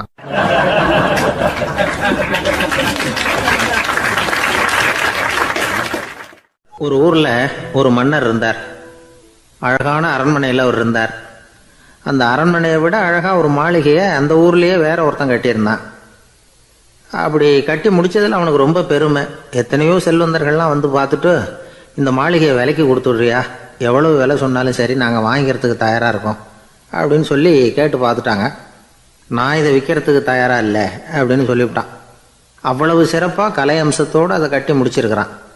அதுவே ஒரு பெரிய அரண்மனை மாதிரி இருந்ததுன்னா பார்த்துங்களேன். சுற்றிலும் அழகான பூந்தோட்டம். ஒரு நாள் அவன் எங்கேயோ வெளியூர் போயிட்டு திரும்பி வந்துக்கிட்டு இருக்கிறான். அப்போது அந்த மாளிகை தீப்பெட்டி எரிஞ்சிக்கிட்டு இருக்கு. பதறி போட்டான். விலைக்கு கேட்டவங்க யாராவது இதை செஞ்சுருக்கணும், இல்லைன்னா மன்னரே செய்த சதியே என்னவோ, இப்படிலாம் அவனுக்கு சந்தேகம். ஒரு மூலையில் உட்காந்து அழ ஆரம்பிச்சிட்டான். அந்த சமயத்தில் அவனுடைய மகன் அங்கே ஓடி வந்தான். அப்பா அழாதீங்க, இதை நான் நேற்று ராத்திரியே நம்ம ஊர் மன்னருக்கு விற்றுட்டேன். இதை கட்டி முடிக்க நமக்கு எவ்வளவு செலவாச்சோ அதை போல் 3 மடங்கு விலைக்கு விற்றுட்டேன், கவலைப்படாதீங்க. இதை விட அழகான மாளிகையை நாம் புதுசாக கட்டிக்கலாம்னா. இதை கேட்டதும் அழுதுகிட்டு இருந்தவன் அழுகையை நிறுத்தினான், சிரிக்க ஆரம்பிச்சுட்டான். இதே இடத்த நான் மன்னர்கிட்ட இருந்து விலைக்கு வாங்குவேன், இதை விட அழகான மாளிகையை கட்டுவேன் அப்படின்னு சுற்றி நின்று எல்லார்கிட்டையும் சொல்லிக்கிட்டு இருந்தான். இந்த சமயத்தில் அவனோட இளைய மகன் ஓடி வந்தான். அப்பா, அண்ணன் சொன்னதெல்லாம் சரிதான், மன்னர்கிட்ட விலை பேசினதெல்லாம் உண்மைதான், ஆனால் விற்றது பேச்சு அளவில் தான். இனிமே தான் பத்திரம் வாங்கணும், எழுதணும், நீங்கள் கையெழுத்து போடணும், பதிவு பண்ணணும், மன்னர்கிட்ட பணம் வாங்கணும். அதுக்காகத்தான் உங்களை எதிர்பார்த்துக்கிட்டு இருந்தோம். அதுக்குள்ளே இப்படி ஆயிட்டுதுன்னா. இப்போ சிரிச்சுக்கிட்டு இருந்தாவன் சிரிப்பை நிறுத்தினான். மறுபடியும் குழந்தை மாதிரி அழ ஆரம்பிச்சுட்டான். இது ஒரு சம்பவம். இதிலிருந்து என்ன தெரியுது? அந்த அழகான மாளிகை தன்னுடையது அப்படின்னு நினைக்கும் பொழுது அவனுக்கு அழுகை வந்தது.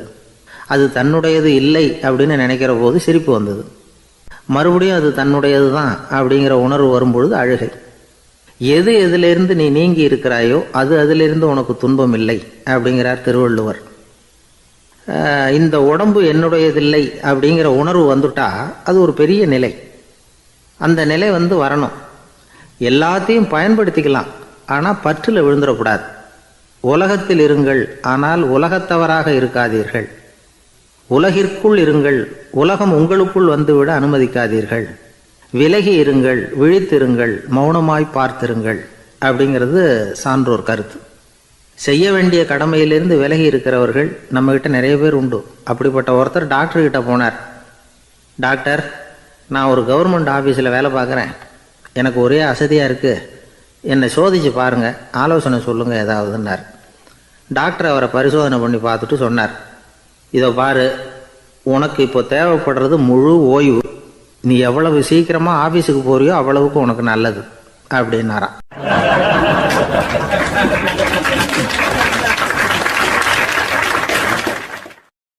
ஒரு மாணவனை பார்த்தேன். என்ன தம்பி படிப்புலாம் எப்படி இருக்குது அப்படின்னு விசாரித்தேன். அவன் ரொம்ப அழுத்துக்கிட்டான். நான் நல்லா தான் சார் படிக்கிறேன், இருந்தாலும் புத்தியில் சரியாக ஏற மாட்டேங்குது சார் அப்படின்னா. சரி, இவனும் நம்ம ரகம்தான் அப்படின்னு சொல்லி முடிவு பண்ணிக்கிட்டோம். கல்வி கற்கக்கூடிய ஒரு மாணவன் சம்பந்தப்படுற புத்திகள் பல வகை. அதை பற்றி ஒரு பெரியவர் விளக்கி இருக்கிறார். மிருத்து புத்தின்னு ஒன்று இருக்குதான். மிருத்துன்னா மண்ணால் செவுறு கட்டுறோம்ல, மண் சுவரில் ஆணி அடிக்கிறதும் சுலபம், அதை பிடுங்கி எடுக்கிறதும் சுலபம்.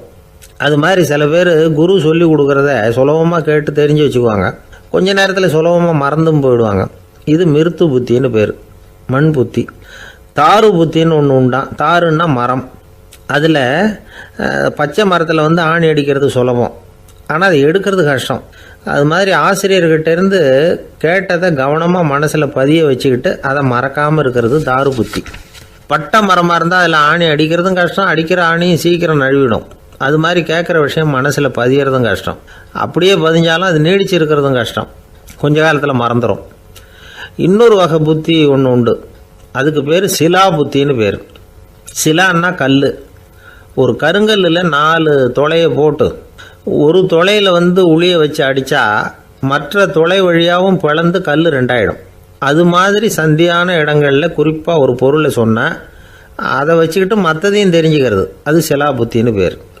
வேணு புத்தின்னா என்ன தெரியுமா? வேணுன்னா மூங்கில் கணுவில் ஒரு பக்கம் உளியை வச்சு அடித்தா 2 பக்கமும் பிளந்துடும்.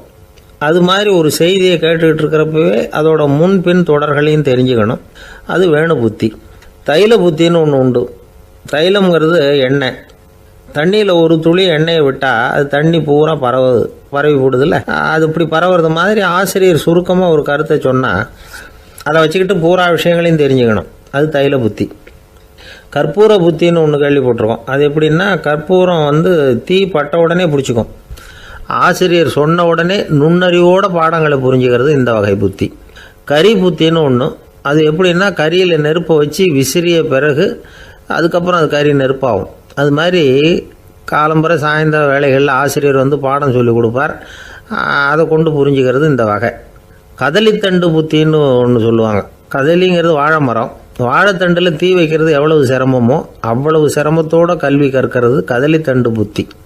இதை தவிர இன்னும் சில வகையான மாணவர்களை கூட அடையாளம் காட்டுறாங்க. ஆசிரியர் சொன்னதில் நல்லதை மட்டும் எடுத்துக்கிறவன் அன்னம். ஆசிரியர் கிடைச்ச இடத்துல பாடத்தை கேட்டுக்கிட்டு பிறகு தனியாக உட்காந்து சிந்திக்கிறவன் பசு. பசுமாடு அப்படி தானே, புல் கண்ட இடத்துல மேயும், அதுக்கப்புறம் நிதானமாக அசை போட்டுக்கும். ஆசிரியர் சொன்னதை தவிர வேறு எதையும் சொல்ல முடியாதவன் கிளி. பல இடங்களில் பாடங்கள் கேட்டு கடைசியில் ஒன்றும் புரியாமல் போகிறவன் ஆடு. ஆடு ஒரு செடியில் வயிறார மேயாது, ஒரே செடியில். இக்கரைக்கு அக்கறை பச்சைன்னா அங்கேயும் இங்கேயும் அலைஞ்சிக்கிட்டே இருக்கும். சில பேருக்கு எருமைன்னு பேர். எருமை எப்படின்னா, குளத்து நீரை கலக்கி தான் குடிக்கும். அது மாதிரி ஆசிரியர் மனசை நோக செய்து பயில்கிற மாணவர்கள்லாம் இந்த ரகம். இவ்வளவுலாம் இருந்தாலும் இந்த காலத்து மாணவர்கள்லாம் ஒரு தனி ரகம். ஒரு ஆசிரியர் வகுப்பில் பாடம் நடத்திக்கிட்டு இருந்தார். இலக்கண வகுப்பு. இறந்த காலம், நிகழ்காலம், எதிர்காலம், past tense, present tense, future tense, இதை பற்றிலாம் பாடம் நடத்துகிறார். எல்லாம் சொல்லி கொடுத்துட்டு இப்போ நான் ஒரு வாக்கியம் சொல்லுவேன், அது என்ன காலம் அப்படிங்கிறத நீங்கள் சொல்லணும்னார் ஆசிரியர். சரி, நாங்கள் மாணவர்கள்லாம், நான் நாளைக்கும் பாடம் நடத்த போகிறேன், இது என்ன காலம் அப்படின்னு கேட்டார் ஆசிரியர். அதாவது நான் நாளைக்கும் பாடம் நடத்த போகிறேன், இந்த வாக்கியம் என்ன காலம்னு கேட்டார். ஒரு பையன் மெதுவாக எழுந்திரிச்சு சொன்னான், இது எங்கே போதாத காலம் சார் அப்படின்னு சொல்லிவிட்டு உட்காந்துட்டானா.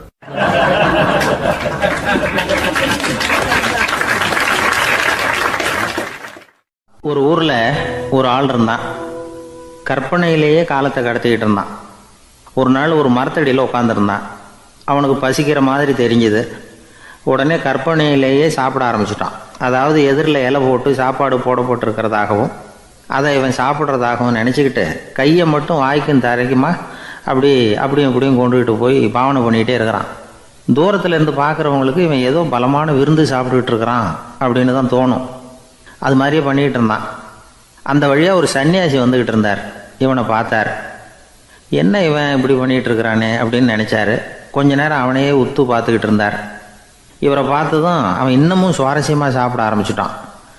அப்பப்பா என்ன இது, இந்த குழம்பு இவ்வளவு காரமாக இருக்குது, என்னுடைய நாக்கே எரிஞ்சு போடும் போல இருக்கே அப்படின்னு சொல்லிக்கிட்டு பக்கத்தில் ஒரு குவளையை எடுத்து தண்ணி குடிக்கிறது மாதிரி பாவனை பண்ணுறான்.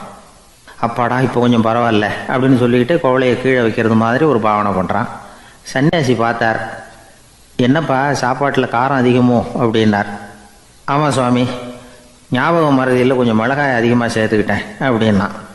சரி சாப்பிடு அப்படின்னு சொல்லிட்டார். அவன் சாப்பிட்டு முடிக்கிற வரைக்கும் பொறுமையாக உட்காந்துருந்தார்.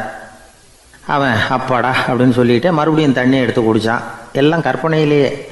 அதுக்கப்புறம் சன்னியாசி பேச ஆரம்பித்தார். இதை பாருப்பா, உன்னுடைய கற்பனையை நான் மெச்சுறேன். இருந்தாலும் உன் சாப்பாட்டில் ஒரு இனிப்பையும் வச்சுருக்கலாமே, ஏன் மிளகாயை அளவுக்கு அதிகமாக போட்டுவிட்டு அவஸ்தைப்படுறேன் அப்படின்னார். அவன் யோசிக்க ஆரம்பித்தான். அதுக்கப்புறம் இவர் சொன்னார், இதை பாருப்பா, இனிமேல் உன்னுடைய கற்பனையும் உயர்ந்ததாக இருக்கட்டும் அப்படின்னு உபதேசம் பண்ணிவிட்டு போனார். எப்பவும் உயர்வை பற்றியே சிந்திக்கணும். உயர்வு கிடைக்கலன்னா கூட அப்படி சிந்திக்கிறத நிறுத்தப்படாது அப்படிங்கிறார் திருவள்ளுவர்.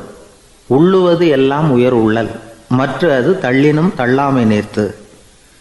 ஊக்கம் இல்லாமல் உலகத்தில் வாழ்ந்து பிரயோஜனம் இல்லை. அதனால் உயர்வாகவே சிந்திக்கணும். அது நம்மளை ஊக்கப்படுத்தும். இது பெரியோர் வாக்கு. இந்த உலகத்தில் கற்பனையிலேயே வாழ்கிற சில கஞ்சர்களும் உண்டு. அதாவது 2 கஞ்சர்கள், 2 பேரும் பக்கத்து ஊரில் இருந்தாங்க. பொங்கல் சமயம் ஒரு கஞ்சன் தன்னுடைய மகனை கூப்பிட்டான்.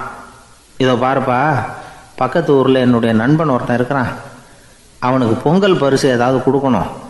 நான் ஒரு 4 ஆட்டுக்குட்டியை தரேன், நீ கொண்டுகிட்டு போய் கொடுத்துட்டு வந்துவிடுறியா அப்படின்னு கேட்டான். சரி, நான் புள்ள ஒரு பைய கையில் எடுத்துக்கோன்னா. அவன் எடுத்துக்கிட்டான்.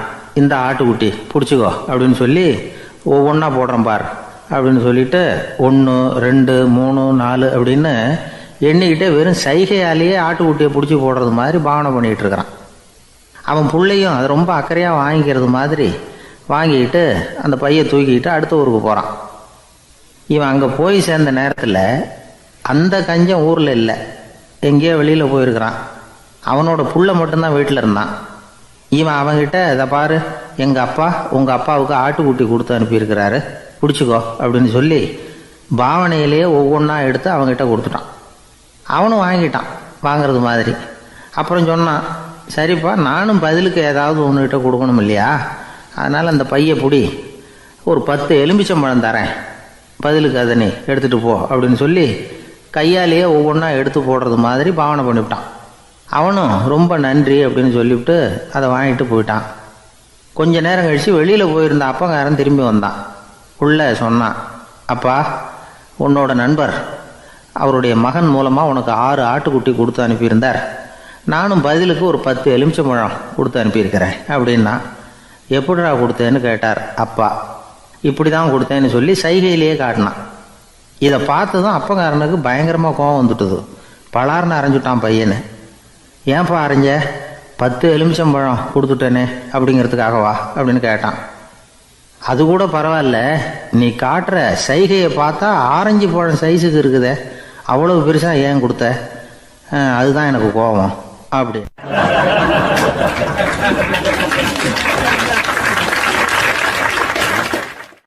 ஒருத்தர் ஓடி வந்தார்.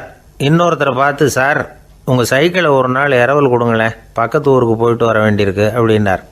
இவர் சைக்கிளை கொடுத்து பத்திரமா கொண்டுகிட்டு போங்கன்னார்.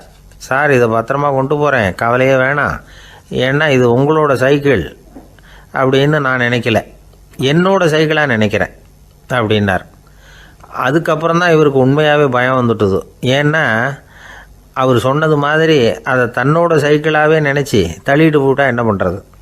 எதை நம்முடையதாக நினைக்கணுங்கிறதுக்கு ஒரு வரையறை இருக்குது. சில பேர் ஆஃபீஸையே வீடாக நினச்சி விடுறது உண்டு. அப்படிப்பட்டவங்க கூட வீட்டை ஆஃபீஸாக நினைக்கிறது இல்லை.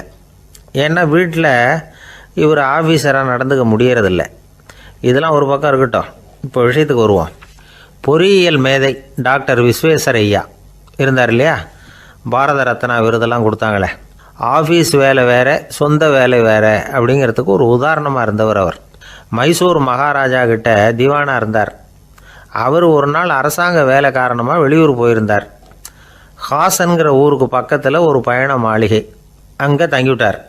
ராத்திரி அங்கே தங்கி இருந்துட்டு விடிஞ்சதும் ஊருக்கு திரும்புறதாக திட்டம். ராத்திரி தூங்கிறதுக்கு ரொம்ப நேரம் ஆகிட்டுது. ரொம்ப நேரம் வரைக்கும் அரசாங்க சம்பந்தப்பட்ட வேலைகளையே பார்த்துக்கிட்டு இருக்கிறார். அரசாங்க ஃபைல்கள் நிறைய இருந்தது. அதையெல்லாம் ஒவ்வொன்றா எடுத்தார், படித்து பார்த்தார், பரிசீலனை பண்ணார். அதில் எழுத வேண்டியதை எழுதினார், கையெழுத்து போட்டார். ஒரு வழியாக அந்த வேலையெல்லாம் முடிஞ்சுது. அதுக்கப்புறம் என்ன பண்ணார்னா, தன்னுடைய சூட்கேஸை திறந்தார். அதிலேருந்து 2 மெழுகுவத்தியை எடுத்து கொளுத்தி வச்சார். அந்த பயண மாளிகையில் அது வரைக்கும் எரிஞ்சிக்கிட்டு இருந்த மின்சார விளக்குகளை அணைச்சிட்டார். அதுக்கு பிறகு அந்த மெழுகுவத்தி வெளிச்சத்தில் சில புத்தகங்களை தொடர்ந்து படிக்க ஆரம்பிச்சிட்டார். அந்த பயண மாளிகையில் பணியாளராக இருந்தவர் இதை பார்த்துட்டு ஓடி வந்தார். மறுபடியும் மின் விளக்கு போடுறதுக்காக போனார். விஸ்வேஸ்வரய்யா அதை பார்த்துட்டு போட வேணாம்ட்டாராம். இது வரைக்கும் நான் அரசாங்க அலுவல்களை கவனிச்சிக்கிட்டு இருந்தேன், அதனால் மின் விளக்குகள் அப்போ எரிஞ்சதில் தப்பு இல்லை. இப்போ நான் புத்தகம் படிச்சுக்கிட்டு இருக்கேன், இது என்னுடைய சொந்த வேலை. இங்கே இருக்கிற மின் விளக்கு அதுக்காக ஏன் எரியணும் அப்படின்னு கேட்டாராம். இப்போ இருக்கிற சில அரசு பணியாளர்கள்கிட்ட இந்த சம்பவத்தை பேச்சாக சொல்லி பார்த்தேன். அவங்களால இதை ஜீரணிக்கவே முடியல. நேர்மை தேவை தான் சார், அதுக்காக அவ்வளவு தூரத்துக்கு அது தேவையா அப்படிங்கிறாங்க. விஸ்வேஸ்வரய்யா அப்படி பண்ணினது தான் ஒரு நேர்மையாளர் அப்படின்னு இந்த உலகத்துக்கு நிரூபிக்கணுங்கிறதுக்காக இல்லை. தான் அப்படி நடந்து காட்டினா தன்னை சுற்றி இருக்கிறவங்களும் அதை கேள்விப்படுறவங்களும் முடிஞ்ச அளவுக்கு பொது வாழ்க்கையில், அரசு பணியில் நேர்மையை கடைபிடிக்க முயற்சி பண்ணலாமே அப்படிங்கிறதுக்காகத்தான். இப்போவும் சில பேர் இருக்கிறாங்க, இவங்க ஆஃபீஸ் வேறு வீடு வேறேன்னு நினைக்கிறதில்ல, அவ்வளோ உரிமை. ஒருத்தர் அப்படி தான், அவருக்கு அவசரமாக 5000 ரூபா தேவைப்பட்டது. ஆஃபீஸு பணத்தை எடுத்துக்கிட்டார். அந்த நேரம் பார்த்து ஆடிட் வந்துட்டுது. ஆப்பிட்டுக்கிட்டார். விசாரணை நடக்குது. அவர் சொல்கிறார், சார் நான் நேரம் காலம் பார்க்காம ஆஃபீஸில் வேலை செய்வேன். ஏன்னா அதை என்னோடய ஆஃபீஸாக நினைக்கிறேன். அவசரத்துக்கு அந்த பணத்தை எடுத்தேன், மறுபடியும் வச்சுடலாம்னு தான் இருந்தேன். அதுக்குள்ளே இப்படி ஆகிட்டுது. நீங்கள் என்ன நினச்சாலும் சரி, நான் ஆஃபீஸ் வேறு வீடு வேறு அப்படின்னு நினைக்கிறதில்ல, அது என்னோட சுபாவம் அப்படின்னார். விசாரணை பண்ணவர் தீர்ப்பு வழங்கினார். உங்கள் சுபாவத்துக்கு மதிப்பு கொடுத்து நானும் தீர்ப்பு வழங்குறேன். நீங்கள் கொஞ்ச நாள் ஜெயிலில் இருந்துட்டு வாங்க, அது உங்களுக்கு கஷ்டமாக இருக்காதுன்னு நினைக்கிறேன். ஏன்னா அங்கே போனாலும் நீங்கள் உங்கள் சுபாவப்படி வீடு வேறு ஜெயில் வேறேன்னு நினைக்க மாட்டீங்க அப்படின்னாராம்.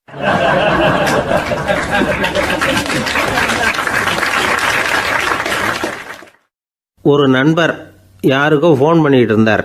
அவர் பேசி முடித்ததும் நான் அவரை பார்த்து, இப்போ ஃபோன் பண்ணிங்களே, அந்த ஃபோன் நம்பர் என்ன அப்படின்னு கேட்டேன்.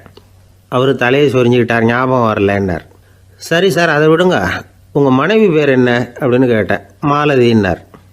என்ன சார் இது வேடிக்கை, கொஞ்ச நேரத்துக்கு முன்னாடி பேசின ஃபோன் நம்பர் மறந்து போச்சு.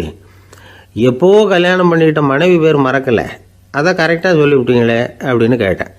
அவர் என்ன ஒரு மாதிரியாக பார்த்தார். அவர் அப்படி என்னை பார்த்ததில் ஒன்றும் தப்பு இல்லை, ஏன்னா நாம் எல்லாருமே அப்படித்தானே. ஒரு குறிப்பிட்ட காரியத்துக்காக தொலைபேசியில் ஒருத்தட்ட பேசுகிறோம், அதுக்கப்புறம் அந்த எண் நமக்கு அனாவசியம், அதனால் மறந்துடுறோம். இதுக்கு பேர் தான் தற்காலிக ஞாபகம். ஆனால் மனைவி பேரை மறந்துட முடியுமா? முடியாது. அது அவசியமான ஒன்று. அடிக்கடி அந்த பேரை உபயோகப்படுத்துகிறோம், அதனாலேயும் அது முக்கியங்கிறதுனாலேயும் அதை மறக்கிறதில்ல. இதுக்கு பேர் நிரந்தர ஞாபகம். சரி, இந்த தற்காலிக ஞாபகம், நிரந்தர ஞாபகம், இது 2 ஞாபக அளவுகளையும் கட்டுப்படுத்துறது எது அப்படின்னா மூளைக்குள்ளே நடக்கிற மின்சார நடவடிக்கைகள் தான். தற்காலிக ஞாபகம் ஒரு மின்னல் மாதிரி தோன்றி மறையுது. நிரந்தர ஞாபகம் ஒரு படிவம் போல் மூளையில் படிஞ்சுடுது. ஒரு சம்பவத்தின் பல பிரதிகள் மூளையில் பல்வேறு பகுதிகளிலேயும் படிகிறதுனால ஒன்று மறைஞ்சாலும் மறந்தாலும் இன்னொன்று மறையறதில்ல. இப்படிப்பட்ட நிலைமையில தான் இந்த தொண்டையில் இருக்கு, வாயில் வரமாட்டேங்குது சார் அப்படிமா. ஒருத்தருக்கு எந்த துறையில் ஆர்வமும் ஈடுபாடும் அதிகமோ அது சம்பந்தமான ஞாபக சக்தி அதிகமாக இருக்கும். தொழிலை விரும்புகிற ஒரு டெலிஃபோன் ஆப்ரேட்டருக்கு எண்கள்லாம் நல்ல ஞாபகம் இருக்கும். அது மாதிரி கவிஞர்களுக்கு வார்த்தைகள் நல்ல ஞாபகத்தில் இருக்கும். இது ஒரு பக்கம் இருந்தாலும் ஒரு மூளை எண்களை விட எழுத்துக்களை விட படங்களை ரொம்ப சுலபமாக ஞாபகத்தில் வச்சுக்குது. புரிஞ்சுக்கிற தன்மை, அனுபவம், புத்தி கூர்மை இது கூடி குறையிறத பொறுத்து ஞாபக சக்தியும் ஏறும் இறங்கும். இப்போ உதாரணத்துக்கு ஒரு பையனுக்கு படித்தது எதுவும் ஞாபகத்தில் இல்லைன்னா அவன் அதை சரியாக புரிஞ்சுக்கலைன்னு அர்த்தம். இந்த மறதிங்கிறது எந்த சமயத்தில் ஒரு பிரச்சனை ஆகுது தெரியுமா? உங்களுக்கு வேண்டியப்பட்ட ஒருத்தரை ஞாயிற்றுக்கிழமை சாயந்தரம் சரியாக 5 மணிக்கு கடற்கரைக்கு வர சொல்லிவிட்டு அந்த நேரத்தை மறந்துவிட்டா அது பரவாயில்ல, வர சொன்னதையே மறந்துவிட்டா தான் நிலைமை மோசம்னு அர்த்தம். இப்படி இருந்தால் இது சிகிச்சை எடுத்துக்க வேண்டிய நிலைமைங்கிறத புரிஞ்சுக்கணும். ஆமாம், இதுக்கும் மருந்து இருக்குது. ஆனால் மூளை குறிப்பிட்ட அளவுக்கும் கீழே இயங்குறப்போவோ இன்னொன்று சொல்லுவாங்க, இந்த நியூரோ டிரான்ஸ்மிட்டர் அப்படின்னு சொல்லுவாங்க. அப்படிங்கிற மூளை ரசாயனம் ரொம்பவும் குறைஞ்சி போகிறப்போ மட்டும்தான் உபயோகப்படும். டாக்டர் என்ன சொல்கிறாங்க தெரியுமா? மூளையை பொறுத்த வரைக்கும் அதில் ஞாபக சக்தி அதிகமாக உள்ள மூளை, மறதி உள்ள மூளை அப்படின்னு ஒன்றும் கிடையாது அப்படிங்கிறாங்க. நினைவு வச்சுக்கிறதுக்கு பயிற்சி அளிக்கப்பட்ட மூளை, பயிற்சியற்ற மூளை அப்படின்னு வேணும்னா சொல்லலாம் அப்படின்னு சொல்கிறாங்க. அதனால் நம்ம ஞாபக சக்திங்கிறது நம்மக்கிட்ட இருக்கிற பயிற்சி, முயற்சி இதை பொறுத்து தான் அமையும். ஒருத்தர் ஒரு பென்சிலை எங்கேயோ வச்சுக்கிட்டு தேடிக்கிட்டு இருந்தார். அப்புறம் என்னமோ தீவிரமாக யோசனை பண்ணி அதை ஞாபகப்படுத்தி பார்த்துக்கிட்டு இருந்தாராம். எதிரில் உட்காந்துருந்தவர் சொன்னார், பென்சிலை தானே தேடிக்கிட்டு இருக்கீங்க, அது உங்கள் வலது காதில் இருக்குது சார் அப்படின்னாராம் அவர். இதுக்கு அவர் சொல்லியிருக்காரு, பென்சிலை வலது காதில் தான் வச்சுருக்கேங்கிறது எனக்கு நல்லா ஞாபகம் இருக்குது, ஆனால் எது வலது காதுங்கிறது தான் மறந்து போச்சு அப்படின்னாராம். அவர் அதை தான் யோசிச்சுட்டு இருந்திருக்கிறார்.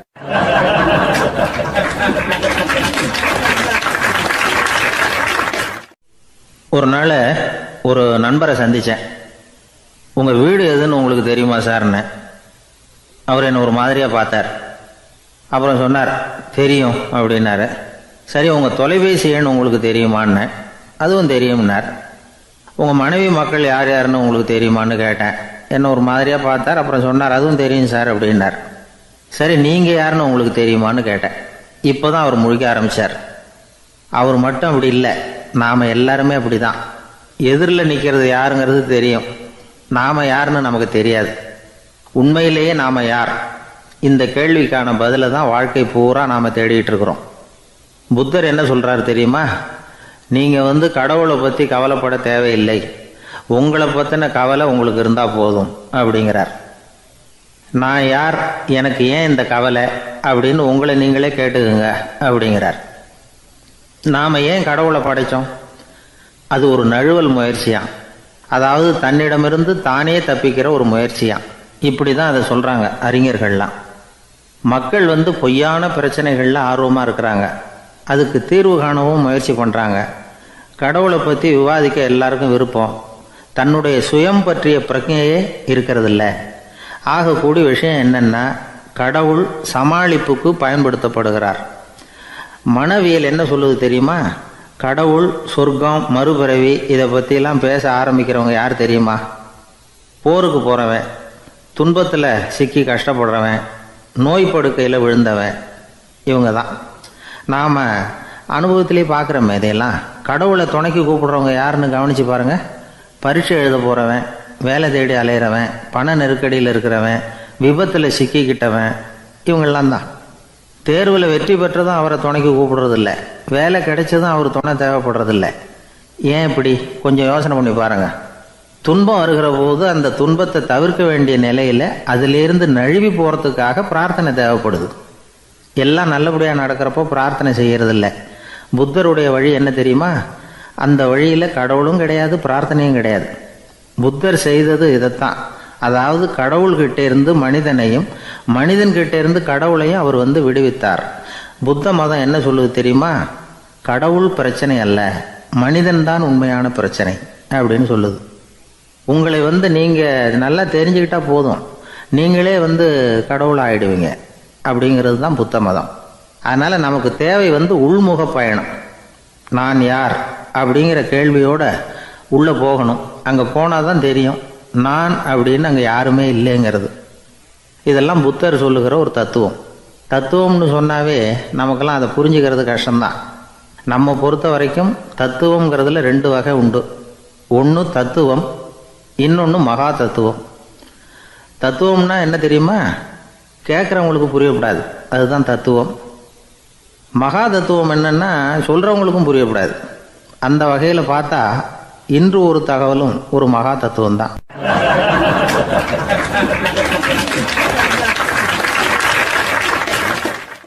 எனக்கு ஒரு உதவி செய்யணும் அப்படின்னு நம்மளை பார்த்து ஒருத்தர் கேட்குறாருன்னு வச்சுங்களேன், உடனே நாம் அவரை பார்த்து என்ன உதவின்னு கேட்போம். இதுதான் சராசரி மனிதர்களின் இயல்பு.